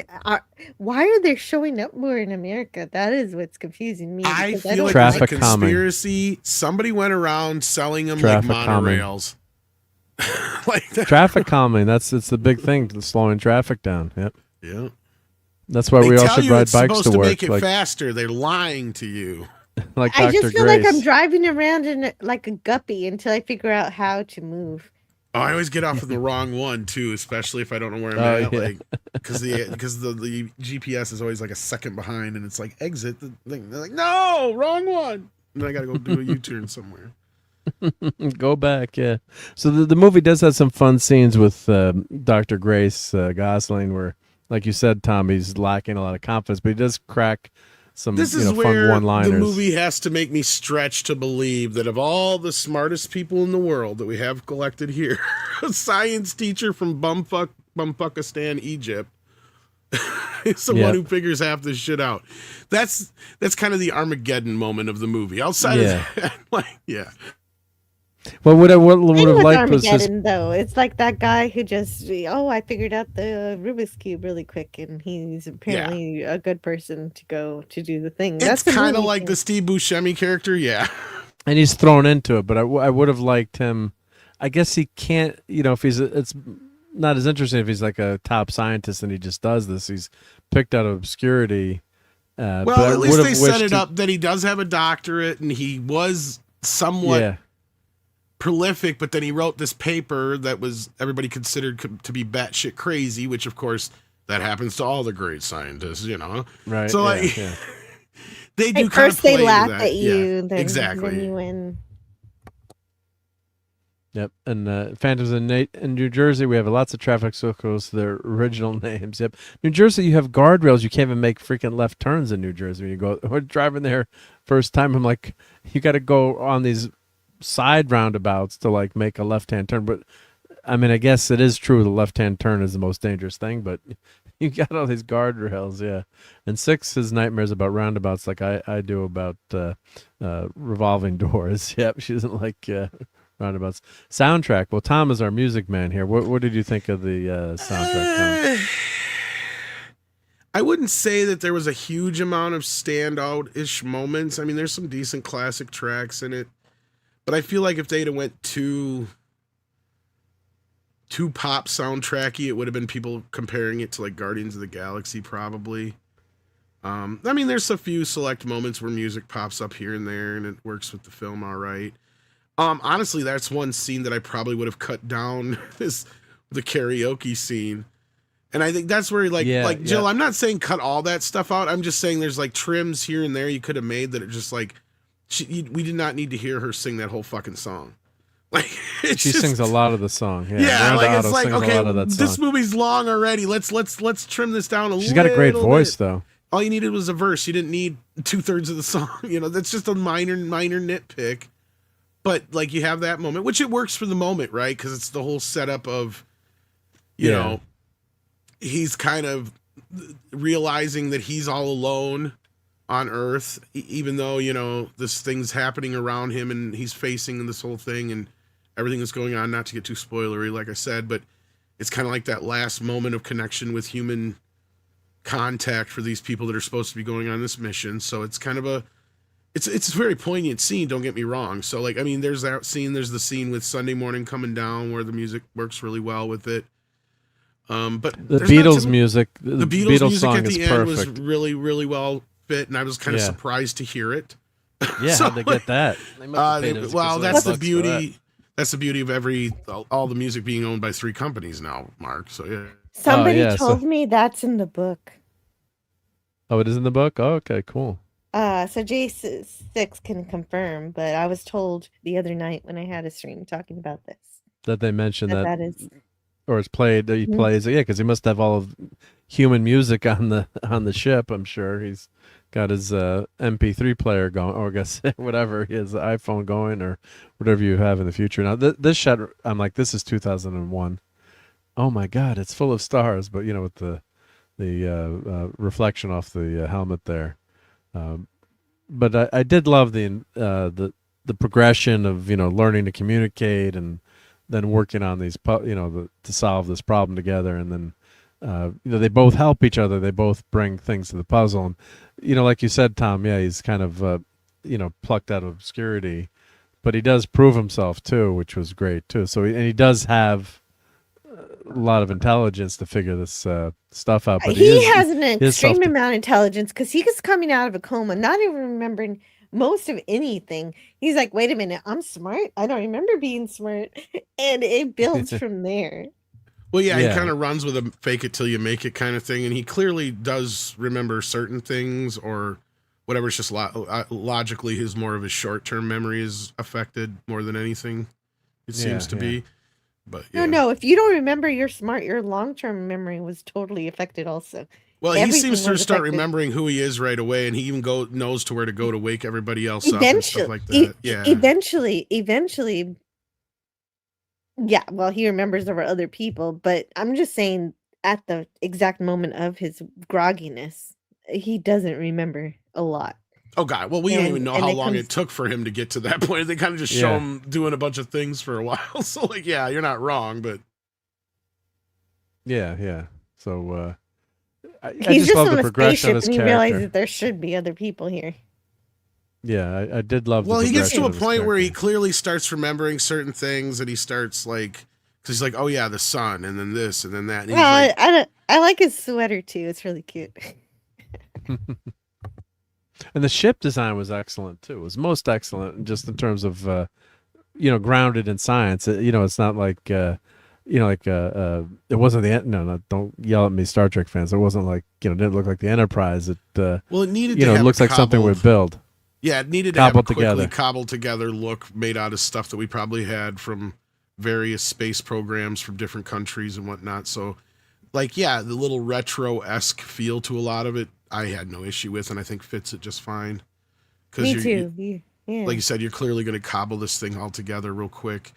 Because, I mean, that's the one thing, I guess, that the movie didn't have that I'm happy we didn't need was, like, they didn't, like, build up this whole, like, speaking of Armageddon, like this whole, oh, the Earth's going to end, and this is what would have happened had they done it in chronological order, and built it up and had this whole thing where, you had shots of kids in classrooms crying and shit. And, I mean, they have that moment-esque, but it's really brushed by very quickly in the beginning. And that's the thing is, like, those flashback scenes are a little uneven, but the ones that are really good work really well. Because I agree with you, when he's starting to figure things out, working with his bodyguard, getting stuff done, and kind of getting to the point where they're ready to launch some sort of mission to figure out what to do.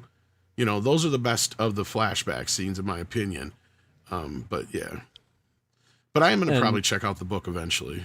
Yeah, and Jill says, On Six is Jill. audiobook. An audiobook. You'll love the book. And Yeah. Dude Bro. Hey, Dude Bro, I'm from gonna get the to Rumble check it side. Hey, dude. The bro. interstellar look. Yep. And thank you for being here from Rumble. Yeah, a little Castaway look there, but they didn't really explain. Oh yeah, there's definitely a moment I think of Castaway. It's not necessarily with him with the beard, but you guys will know. I'd say there's a lot of Castaway in this too, in a way. Yeah. But yeah. But they didn't really explain the suspended animation or getting there. But a lot of times you don't need to. I don't know if it's in the book, but it doesn't really affect the story, like Tom is saying. So you don't need to like spend 20 minutes on how they put themselves in suspended animation. So sometimes they kind it's of okay tell not you to they give induce a coma, and I don't know how suspended you are as far as like. I mean, yeah, but that's what I like. assume they call it. Yeah, they put it, but there's something that his setup is different, so you wonder. But they don't go in like they don't spend like 20 minutes like trying to figure out like how's the ship going to survive or get there, or how's what's going to happen to the crew. We're going to have artificial gravity. They just show you like he pushes a button and then boom, there's artificial gravity, right? But they figure that all. Then they show in a flashback how they figured out, but it's really quick, so it's very economical in terms of the storytelling. And it's kind of interesting. Again, not to get too spoilery, but how when the two get together, how it's funny how one doesn't think of certain things that the other would think of, and how they work so well as a team, and that leads to the climax as well. Not to get into it, but like it is very well written how there's a lot of, it's not even so much setups and payoffs as it is, but it is, if you get my drift, of like we have little moments and things happen that will pay off again later on. and they all seem to come They do. to a good payoff at the end. And that's why I think people are comparing it not just for aesthetic reasons, but for the storytelling reasons to a lot of those films that, you know, Zemeckis and Spielberg are known for, because it has a lot of those elements to it where it does give the audience a lot of what it wants. And there's nothing wrong with that, because it takes you on a journey. And like I said, by a certain point in this movie, you give a shit about a rock that looks like a spider. Like, I mean, and you shouldn't. There's no reason why you should. It is so alien to us, right? It's like even taking the concept of E.T., which is nothing really cute. E.T. looks like a fucking pile of shit. Like, let's be real. He looks like something. Just his eyes. Just his eyes. Yeah, the eyes is what sold it. But like, that's the beauty of this character. He doesn't even have eyes. You even take the Spielbergian elements that Spielberg probably would have given to this movie away from it, and it still works. And again, I don't know how kids are going to react to it. There was a few kids in the audience. They seemed to be pretty into it where I was at, but they weren't that young. I don't know if like real young kids would be into this, but definitely like 9, 10 above would probably have a good time with this, I'd imagine. Mm-hmm. So. Yeah, my 12-year-old absolutely loved this movie. My 6-year-old, I don't think she understood it, but she didn't complain a lot. I didn't have to take her outside to comfort her because the movie was boring, because it wasn't. So visually, it was engaging even for a 6-year-old. Yeah, I don't know too many younger kids that, like, especially the slow burn in the beginning to get to a lot of the stuff that kids would find remotely interesting. I think it would be an ask of a lot of younger children, but yeah. I mean, you know your kid better than, you know. Certain young kids would have been bored. Like my good friend Brian. We went to see the Ang Lee Hulk, and Brian's got like ADHD, pretty bad. Like his joke is like he can never sit still, or like he's always handing you something. He's like, I got you to take it. Like, and they were in the movie theater, and it's like, are we in the right movie? You sure this is the Hulk? When's the Hulk going to show up? We need to see the Hulk. And it keeps that's the tapping torture we had as kids, right? Because back before CGI, when shit was so expensive, we knew it was going to be a long time before we seen something cool sometimes. So you knew you were in for the long haul. That's why Ninja Turtles took me by surprise, because I wasn't expecting to see a Ninja Turtle till 30 minutes into the movie. Right? Like, I'm not kidding. I'm going to this thing full bore. It's like, okay, I'm ready for the April O'Neil movie with the Ninja Turtles in it. In the last 5 minutes. You know, that's what we're used to in those days. Like, if anything required any special effects, you weren't going to see it very much. But weirdly enough, from the first moment on, from that opening bit, they were there the whole time. I was suppressed. And, you know, same thing here with this character. Once he shows up, that's when the movie shines. I mean, it takes a little bit to get there, so a lot of younger kids are probably not going to be into waiting that long. But, you know, if they can get into the story, that's, you know, you'll know your kid there. But I think most people, the basic thing is there's nothing in this movie that I would say, even really remotes. I think it's rated PG-13, and I'm sitting here going, why is this PG-13? It should have been G, probably, other than, you know, being scary in a couple places. Yeah, PG maybe for some of the scary elements, but even then, it's they don't really dwell on it. Doesn't they say shit a few times, right? Even shit you can get away with in PG. You can get away. Yeah. I don't know what, but they just don't like having movies be PG this day. Yep. Oh, and Phantom wants me to say, repeat the line. Super easy, barely an inconvenience. I think I almost got through that. Yep. Is that a line in the book, or I'm trying to remember? Yep. Yeah, but yeah, like this scene is great where he goes into the pilot's chair and the ship's reacting to him, and he's like, "But I'm not the pilot. I'm not the pilot." Yeah. Yeah. Like, get out of the chair. Yep.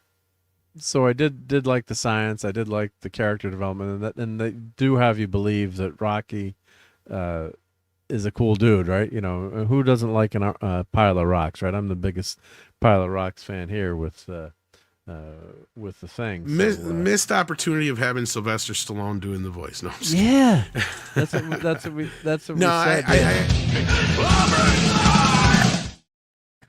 I think they got that about right. It has to be that specific kind of voice that they did in the movie, even though they could have probably come up with something like that, because they even do like a few jokes with that. But. Well, that's what they should have. They should have had Stallone, like, because you know, and like with your Echo device, you can pick your voice, and like when Terminator came out, the new one, you could have picked Arnold's voice to be your Echo device voice. I won't say the word, and They should have, and they're sampling some voices like in Rocky saying, no, not this one, not this one. And then they finally agree on one, but one of them should have been Stallone. Like that actually would have been funny. Sylvester Stallone. That you could have done it in there. Like, Yeah. But nah, no, too on the nose. Yeah, and then because the name Adrian comes into effect too. So I mean, I wouldn't have hated it had they done that, but I think it needs to be that voice that they picked because it's like, yeah, it works. Yeah, because especially the way he talks, and it's not like Yoda talk, but it is kind of. Because so those who have no idea what we're talking about, so there's a sequence where I'm sure it took a long time for him to do in reality, but they do a good way of montaging it where they come up with a way of communicating, and Ryan basically starts picking up sounds and stuff that Rocky's doing, because Rocky basically speaks in music. It's kind of weird. And so he figures out a way to translate that into words, and they come up with a database of phrases and words, and the way Rocky speaks is in kind of a backwards broken English basically then. Yeah. So it's just that's what makes the character endearing. Charming. Yeah. And it makes sense too, because it's coming from a completely alien galaxy. They're not, like even Martians with big heads that we always think of, or or aliens from V. So and then here's Rocky's ship versus our interstellar spaceship, and this ship looks so cool. And I think they really never explained much about Rocky's ship and how it works. I don't know if that's in the book at all. And again, you don't really need it, but well, I think we get, and again, I don't know from the book's point of view, but I think as an audience member, I mean, we kind of get that moment where you kind of don't want to, as the director / whatever of the film, you don't want to give away too much because you have that special moment later on where that plays into it, where he finally does get to see, spoiler ifs a little bit. Yeah. A little bit more, because he gets an idea earlier on just from their early communications and what's what's going on with them trying to figure out how to communicate at first, and then how they work together. Because that's the other thing is, how do you work with somebody you can't even be in the same room with technically? Right. Yeah. So they have to overcome all these little obstacles. They before find they out can a even way get to their main problem. But yeah. And JT Kirk is going to bed. Says, "Got to go to bed. Get MSU. Beat UConn." Hey, wait! You didn't have me read that, did you? Yeah. So good night, JT Kirk. And usually the onus of understanding is always on the alien, and it was so great to see that reversed. Is that Grace actually had to work towards understanding him too. And speaking of going to bed, I'm getting awfully tired. It's 3 a.m. and we did start late because UConn was winning, and the UConn ladies are playing tomorrow night at 6 p.m. So we better get on out of here. Yeah, and, but final thoughts. Yeah, I thought it was a great film. So I think give most their final people thoughts, will enjoy it, and I have a feeling it's going to make a lot of money in the next 3 weeks that it's in theaters until Amazon probably pulls it, but we'll see. You think they could pull it, or you're saying you think they might pull it after like 4 weeks? Maybe, I don't know. Like what's typical average, movie theater? Is it 45 days? It's the theatrical window.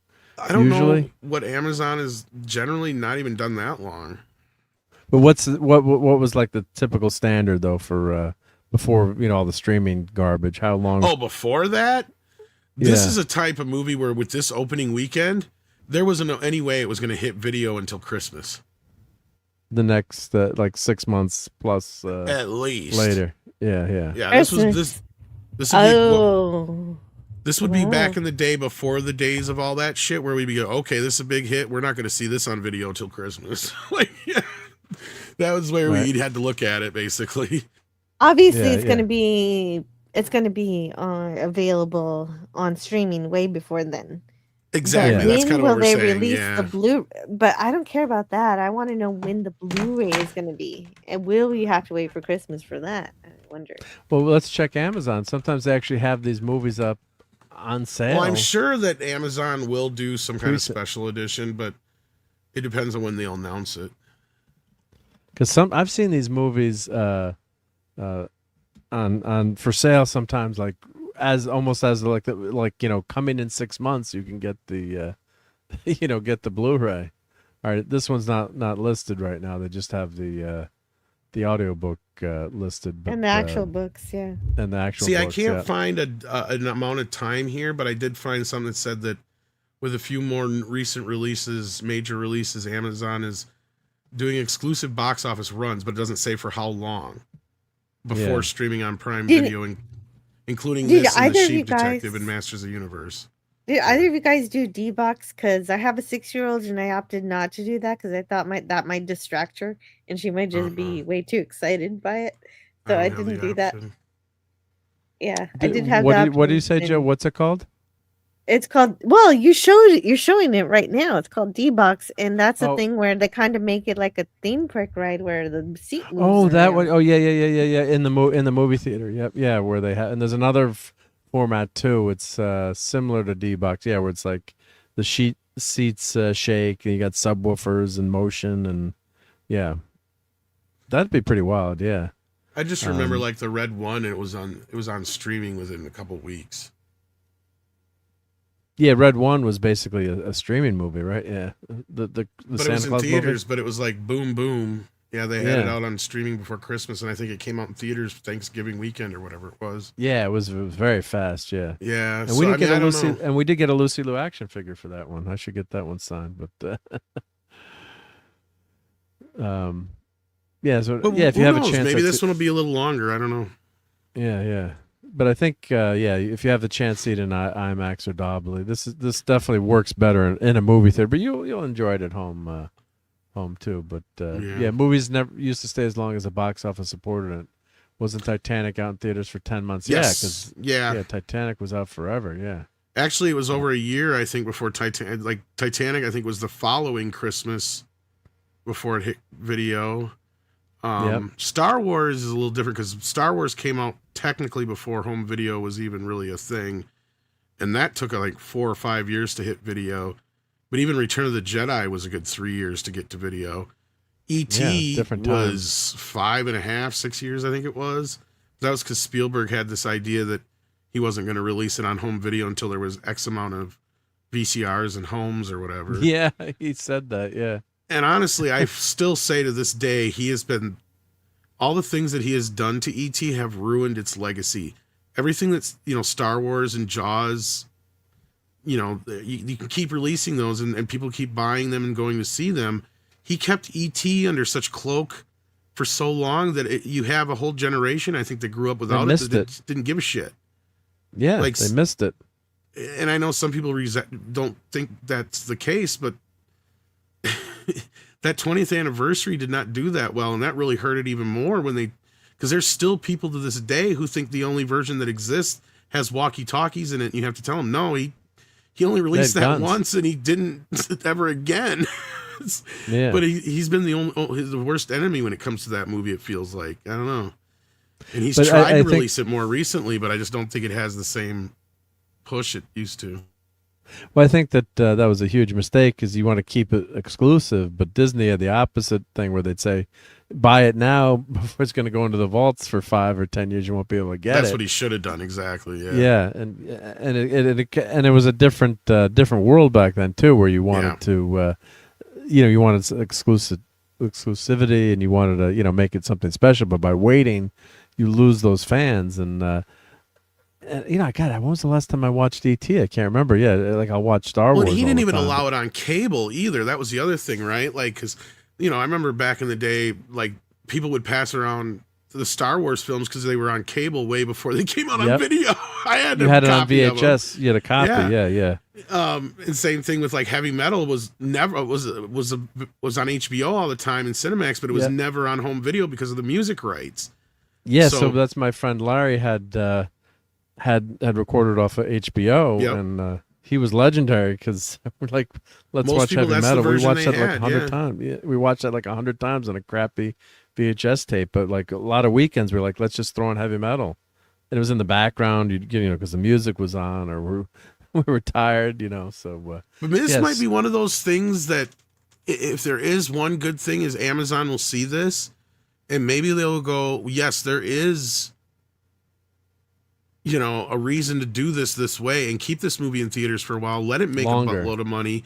Netflix will see that, and they'll try to follow suit.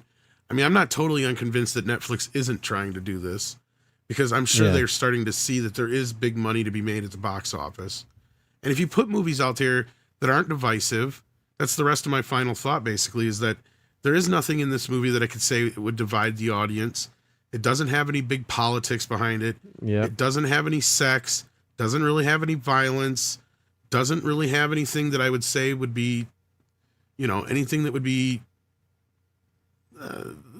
It feels like an 80s movie in a lot of ways. I don't know how else to put it. Like it is so benign when it comes to any of the problems that we've talked about in recent years. If that helps, I can recommend Pure, it. it's wholesome. Yes. Yeah, it's all those things. Yeah. Yeah. And I was just looking up. Star Wars was first aired on television, 1984, February 26th. So of course the movie was out in 77, Which I think was the same year it came out on VHS too. Yeah. And it first premiered on HBO February 1st, 1983. So imagine if you saw Star Wars in a movie theater in 77, I had to wait until 1983 to watch it again. Yeah, so you would go 6 years without seeing the damn movie. So different. Star Wars was one of the first big bootlegs that people would videotape in cinemas because that was the same time that you could finally had camcorders and stuff like that too. Yeah. Oh, so people had their crappy. Copy. Yeah. E.T. was notorious for that too. For the same reason. People brought in giant camcorders, and that was okay. That's kind of They did. Well, here's the thing: is you got to remember, Jill, and I was reminded of this tonight because that's what I did. Is I looked around, and because this was such a big release, a bunch of the little theaters in my area got it. So I went to a theater that's like 30 minutes away. It was like an old theater, old big one-screen theater where they got a new projector and stuff a few years back. I'm like, fuck it, I'll give it a shot because it was only $5 a ticket, and it wasn't too bad.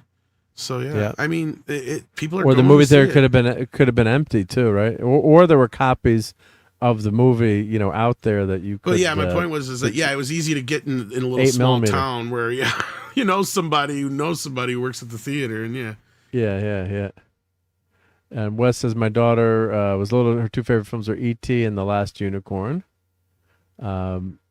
March 1985, we had the He-Man and She-Ra Secret of the Sword cartoon special. Is that kind of considered like a He-Man movie in some ways, or they did put it in theaters. They put it in theaters. Okay, that's what I thought. Yep. As the Secret of the Sword. Yeah, it was the first 5 I episodes didn't of know She-Ra. Filmation ever had anything out in theaters. That's they did. There was a Pinocchio movie they did in theatrical, and what else was there?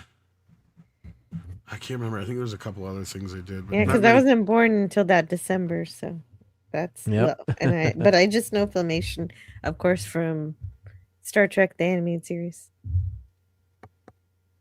And Thomas says, I remember seeing random parts of the original trilogy on people's TVs during visits. We had them on VHS tapes recorded off TV. Yeah.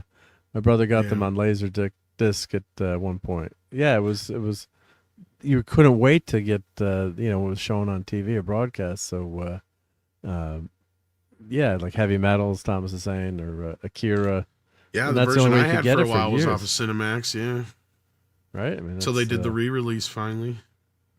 Yeah, and I bought the 4K from Heavy Metal a couple of years ago. Yep. And, that was great. But also there were 8mm copies of Star Wars out there, or 16. They actually had official ones too, where it was just scenes, but yeah.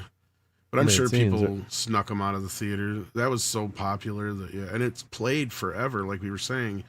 And I mean, this is the kind of movie that would do something like that back in the day. Because would you have to turn the film in? Like, who owns the actual film of Star Wars? If you're the a movie studios theater, did back in the day. So you're supposed to send it back, or were you supposed to destroy it, or because the way that would work is these smaller theaters that I was just talking about. Because the way movies were released changed dramatically throughout the 70s and 80s. Because it used to be it would open in just a certain set of markets, so they would only, do like X amount of prints of the movie, and it would start in New York and LA and then work its way into the Midwest. And back then, what they would literally do is after it would get done doing its run in LA and Chicago and New York, well, then they would send those prints back in, and those prints then would get sent out to smaller markets. Not as big, but smaller. And then the same thing would happen again, and it would get to even smaller markets. So like me growing up back in the day, the only theaters that I could go to see a movie in were what are called the second run theaters, and that's where they would get the last run of the prints usually. And they were all crapped And they would look out. like probably. shit, but they still look Right. better than some of this digital stuff. I'll tell you. Yeah, what, but they would have scratches and. Oh yeah, they looked yeah. like they were dragged across the fucking concrete, basically. Yeah. And that's where people also, I think, some of the 4K versions we've had fans were making. They've been able to scan some of those films like they were out in the wild. Now, what would happen is, like I guess when you would hit the end of the road, I mean, they would normally recall them back, but sometimes I guess they would just sell them. You could literally buy them, because otherwise you just re-rent them or buy them from the studios. Okay. But they weren't cheap. That's the Right. thing. So like it used to be a thing where there was even like a rental. Like, you're not wrong. Where like the society of people that actually like would buy them and collect them, and these are the people now that are, donating their 35 millimeter prints to do these scans for some of these ones you can find out there in the wild. Let's say. So, Yeah, because you always hear about back in the day, movie stars had movie theaters in Hollywood and their own private, and they would screen movies. I'm like, well, where did they get the movies? It's like, where did some, I don't know if it was Bing Crosby. There let's say, was like a Bing black Crosby. market where they would dupe them too. So I mean, there's that too. So yeah. Yeah, so it's really, really, really interesting. Yep. And good night, Donnie. And Oliver says, yeah, Porky's came out in the Last Dragon. And all your base are belong to us. Yes, we're going to get invaded. All right, well, we got to say goodnight to everyone. And Jill, what are your final thoughts? Yeah. Thoughts, Jill, yeah. Final thoughts? On Project Hail Mary. I'm just glad that I was able to see this movie. I haven't had so much fun in the theater since probably maybe the Top Gun Maverick. Like this is up there with how awesome this is, how wonderful and perfect it is, as that was for people who love the aviation of the matter. This is great for the science fiction of the matter. If you want something out there that will tell you that we are capable of communicating with other life forms if we work hard enough at it and we're smart enough at it, like Grace is, then this is a hopeful message, of course, in that vein. And I'm so glad it exists. Very well said. Very well said. And my final thoughts are, I agree with everything what you guys said. Yeah, maybe it could have been trimmed a little bit, as Tom said, but that's a pretty minor, in the grand scheme of things, that's a pretty minor issue. But I kind of agree with that. But I did really enjoy it, and it helps being in a reclining seat too, I guess, right? So as long as you don't fall asleep. But yeah, this movie had me engaged the whole time and wondering, they're going to save their planets, right? It's just a matter of how they're going to. Right, you do know. You go into it knowing humanity is going to win. Yeah. But the thing is, even my 6-year-old didn't fall asleep. She falls asleep to a lot of movies I take her to. Not this one. Yeah, not that one. Well, that's good to hear. Yep. So yeah, I had a lot of fun at this movie, and I got to use my my points with AMC, and I did buy the this is a plug for AMC's. They have their popcorn pass. You can get so for $30. You can get a large for the whole year. You can get one large popcorn at half price every day. So I got my popcorn was free. This time around with my using my points. My mom would have been proud of me with my ticket points and that popcorn thing, popcorn pass for the year. So my popcorn was free, even though I shouldn't be eating that hot buttered popcorn that much. But that was really good. Yeah. Oh, and Oliver, yeah, we did talk about the great William Shatner, and actually William Shatner was on the show. So if you rewind to the very beginning. Tom brought him on the show, shall we say. So Tom brought... he told me to tell you Priceline.com. Priceline.com. Everyone go to Priceline.com. Yep. I will use Priceline.com for my summer vacation. Thanks, there we William go. Shatner. Happy birthday. Happy birthday to the great William Shatner. National treasure, even though he came from Canada. Yeah. Everyone... that means he's an international treasure. Yeah. The God bless him, and just all the joy that he's brought to millions of people, not just Trekkies, because God, he was great on Boston Legal, and he was been a lot of fun through the years with his comedic sense of humor. I love his Twitter feed now. It's just I just love reading Bill's Twitter feed all the time, or X feed, I should say. So, but all right, well, let's play our thank you to all our channel members, and we got a lot of super chats tonight. So let me play the thank you to channel members here. Let me.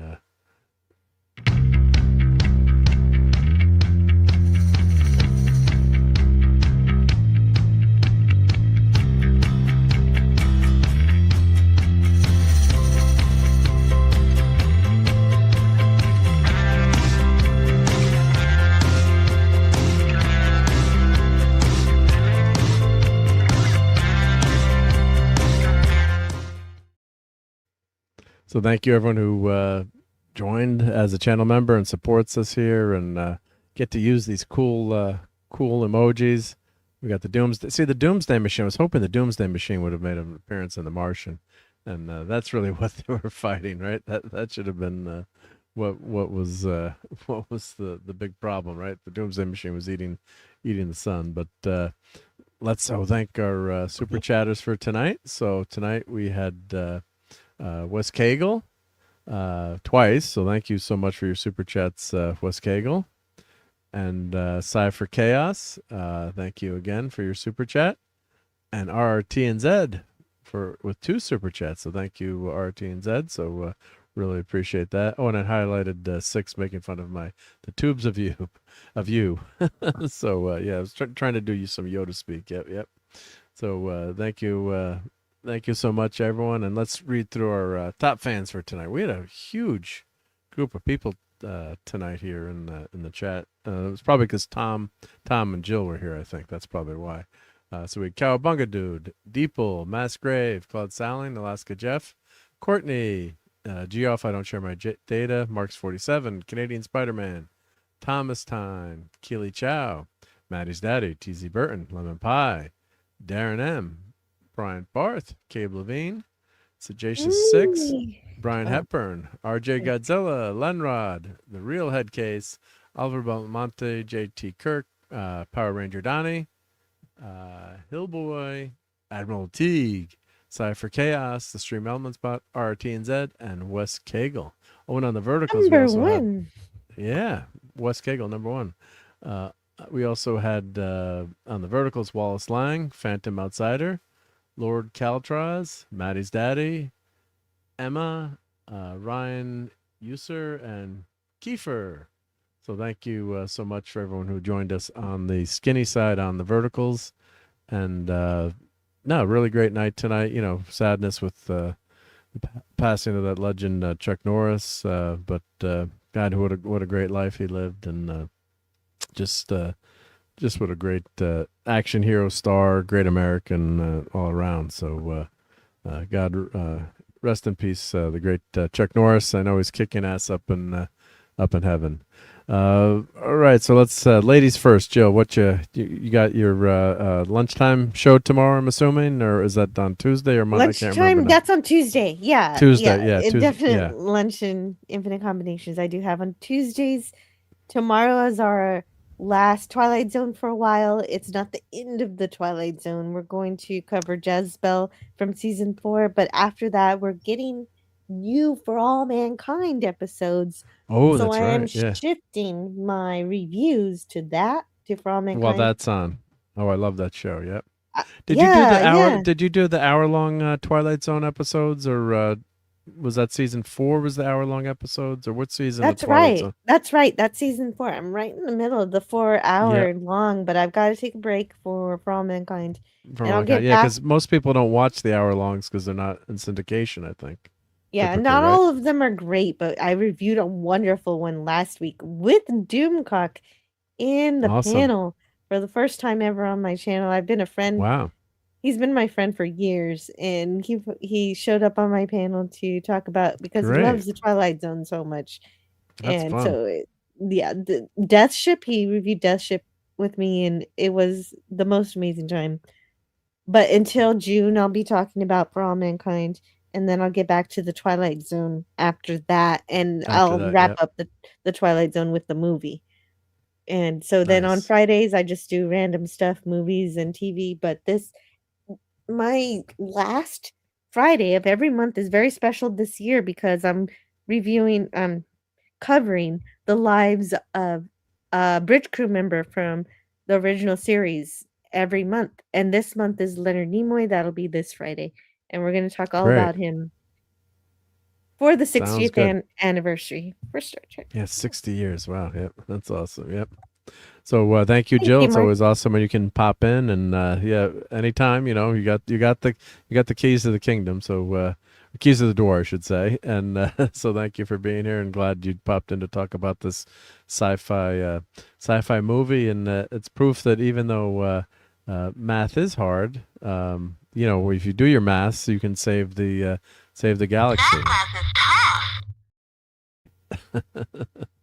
That's one of my favorite clips. Beautiful. But that Barbie got recalled. But I agree, math class is freaking tough. There's It is nothing, tough. right? I mean, I always thought English class was a lot easier. But It's just the truth. So you got to work at it. yeah, they said that didn't want discouraged girls from doing math. Well, all right. Well, GI Joe could have said math class is tough too. I don't think people would have complained. But thank you also, Tom, for being here. It's always great to have you on the panel here at the Geekery. What you got coming up on the morning show? I'm assuming some more talk on this movie. Probably, consider we usually do the box office, and it's kind of the talk. But I also have my second theory on what's going on or what happened to Chuck Norris. He didn't actually die, but God needed him for a mission in heaven because I believe the devil has infiltrated. And yeah, so I think that's what's going on, and he needed him. So that I can accept too. So there we it's go. kind of like Invasion Heaven. So yeah. There we go. So Chuck is keeping us safe. He needed backup with Michael the Archangel. Yep.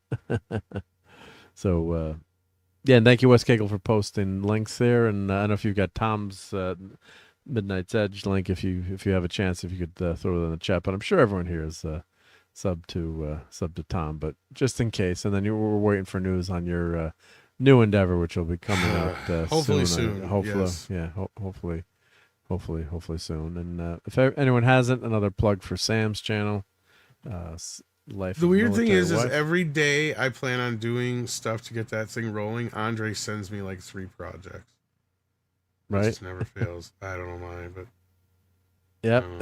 We'll see. It's always tough to catch up. Like I think I got a lot of time in the beginning of the day, and then I've got too many projects going on. And when am I going to get to unbox my new Enterprise? I hope maybe tomorrow I'll unbox the damn Enterprise.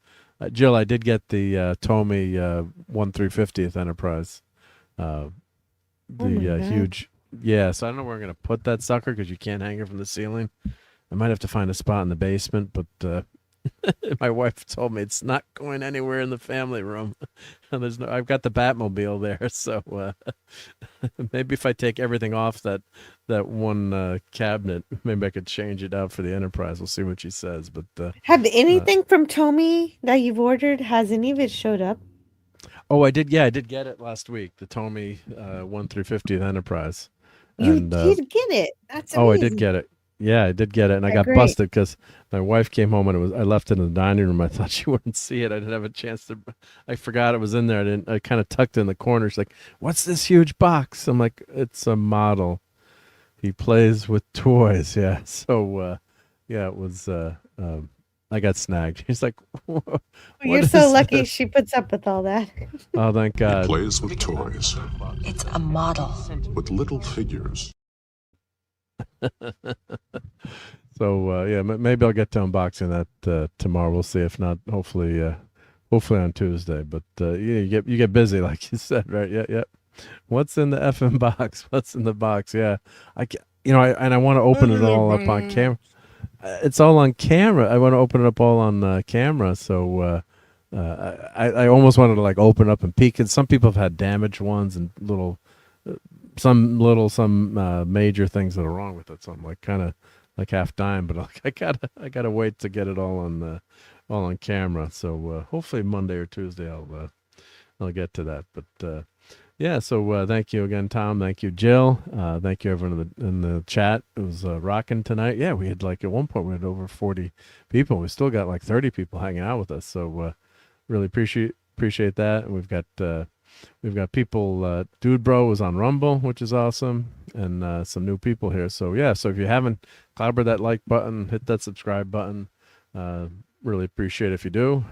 Leave a comment on the video. That always helps those YouTube algorithms. So all right, everyone. Well, thank you.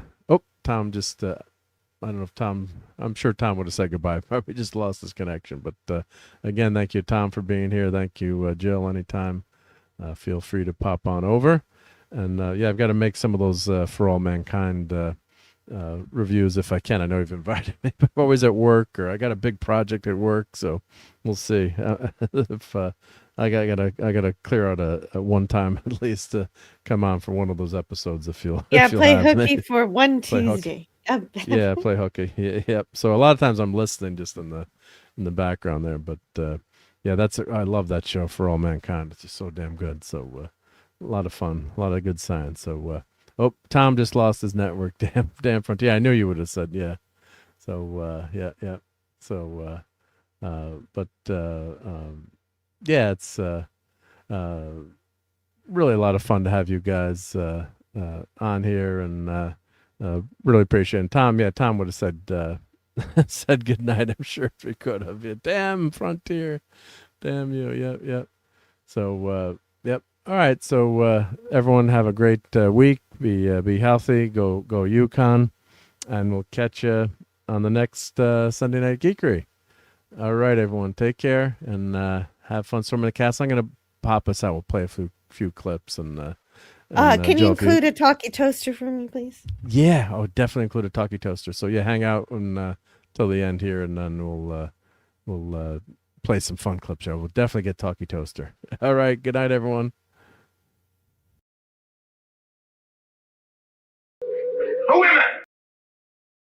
Why don't you just make 10 louder and make 10 be the top number and make that a little louder?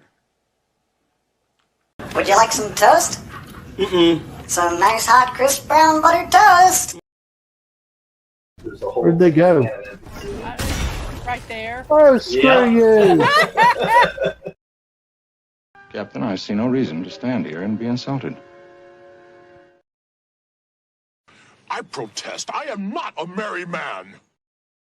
Jake, if I never see another claim, It'll be too soon. Kneel before Zod! Relax. All right? My old man is a television repairman. Got this ultimate set of tools. I can fix it. I heard another rumor that you were bitten by a king cobra. Yeah, I was. But after 5 days of agonizing pain, the cobra died.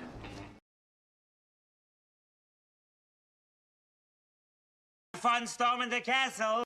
It's 106 miles to Chicago. We got a full tank of gas, half a pack of cigarettes. It's dark, and we're wearing sunglasses. Hit it.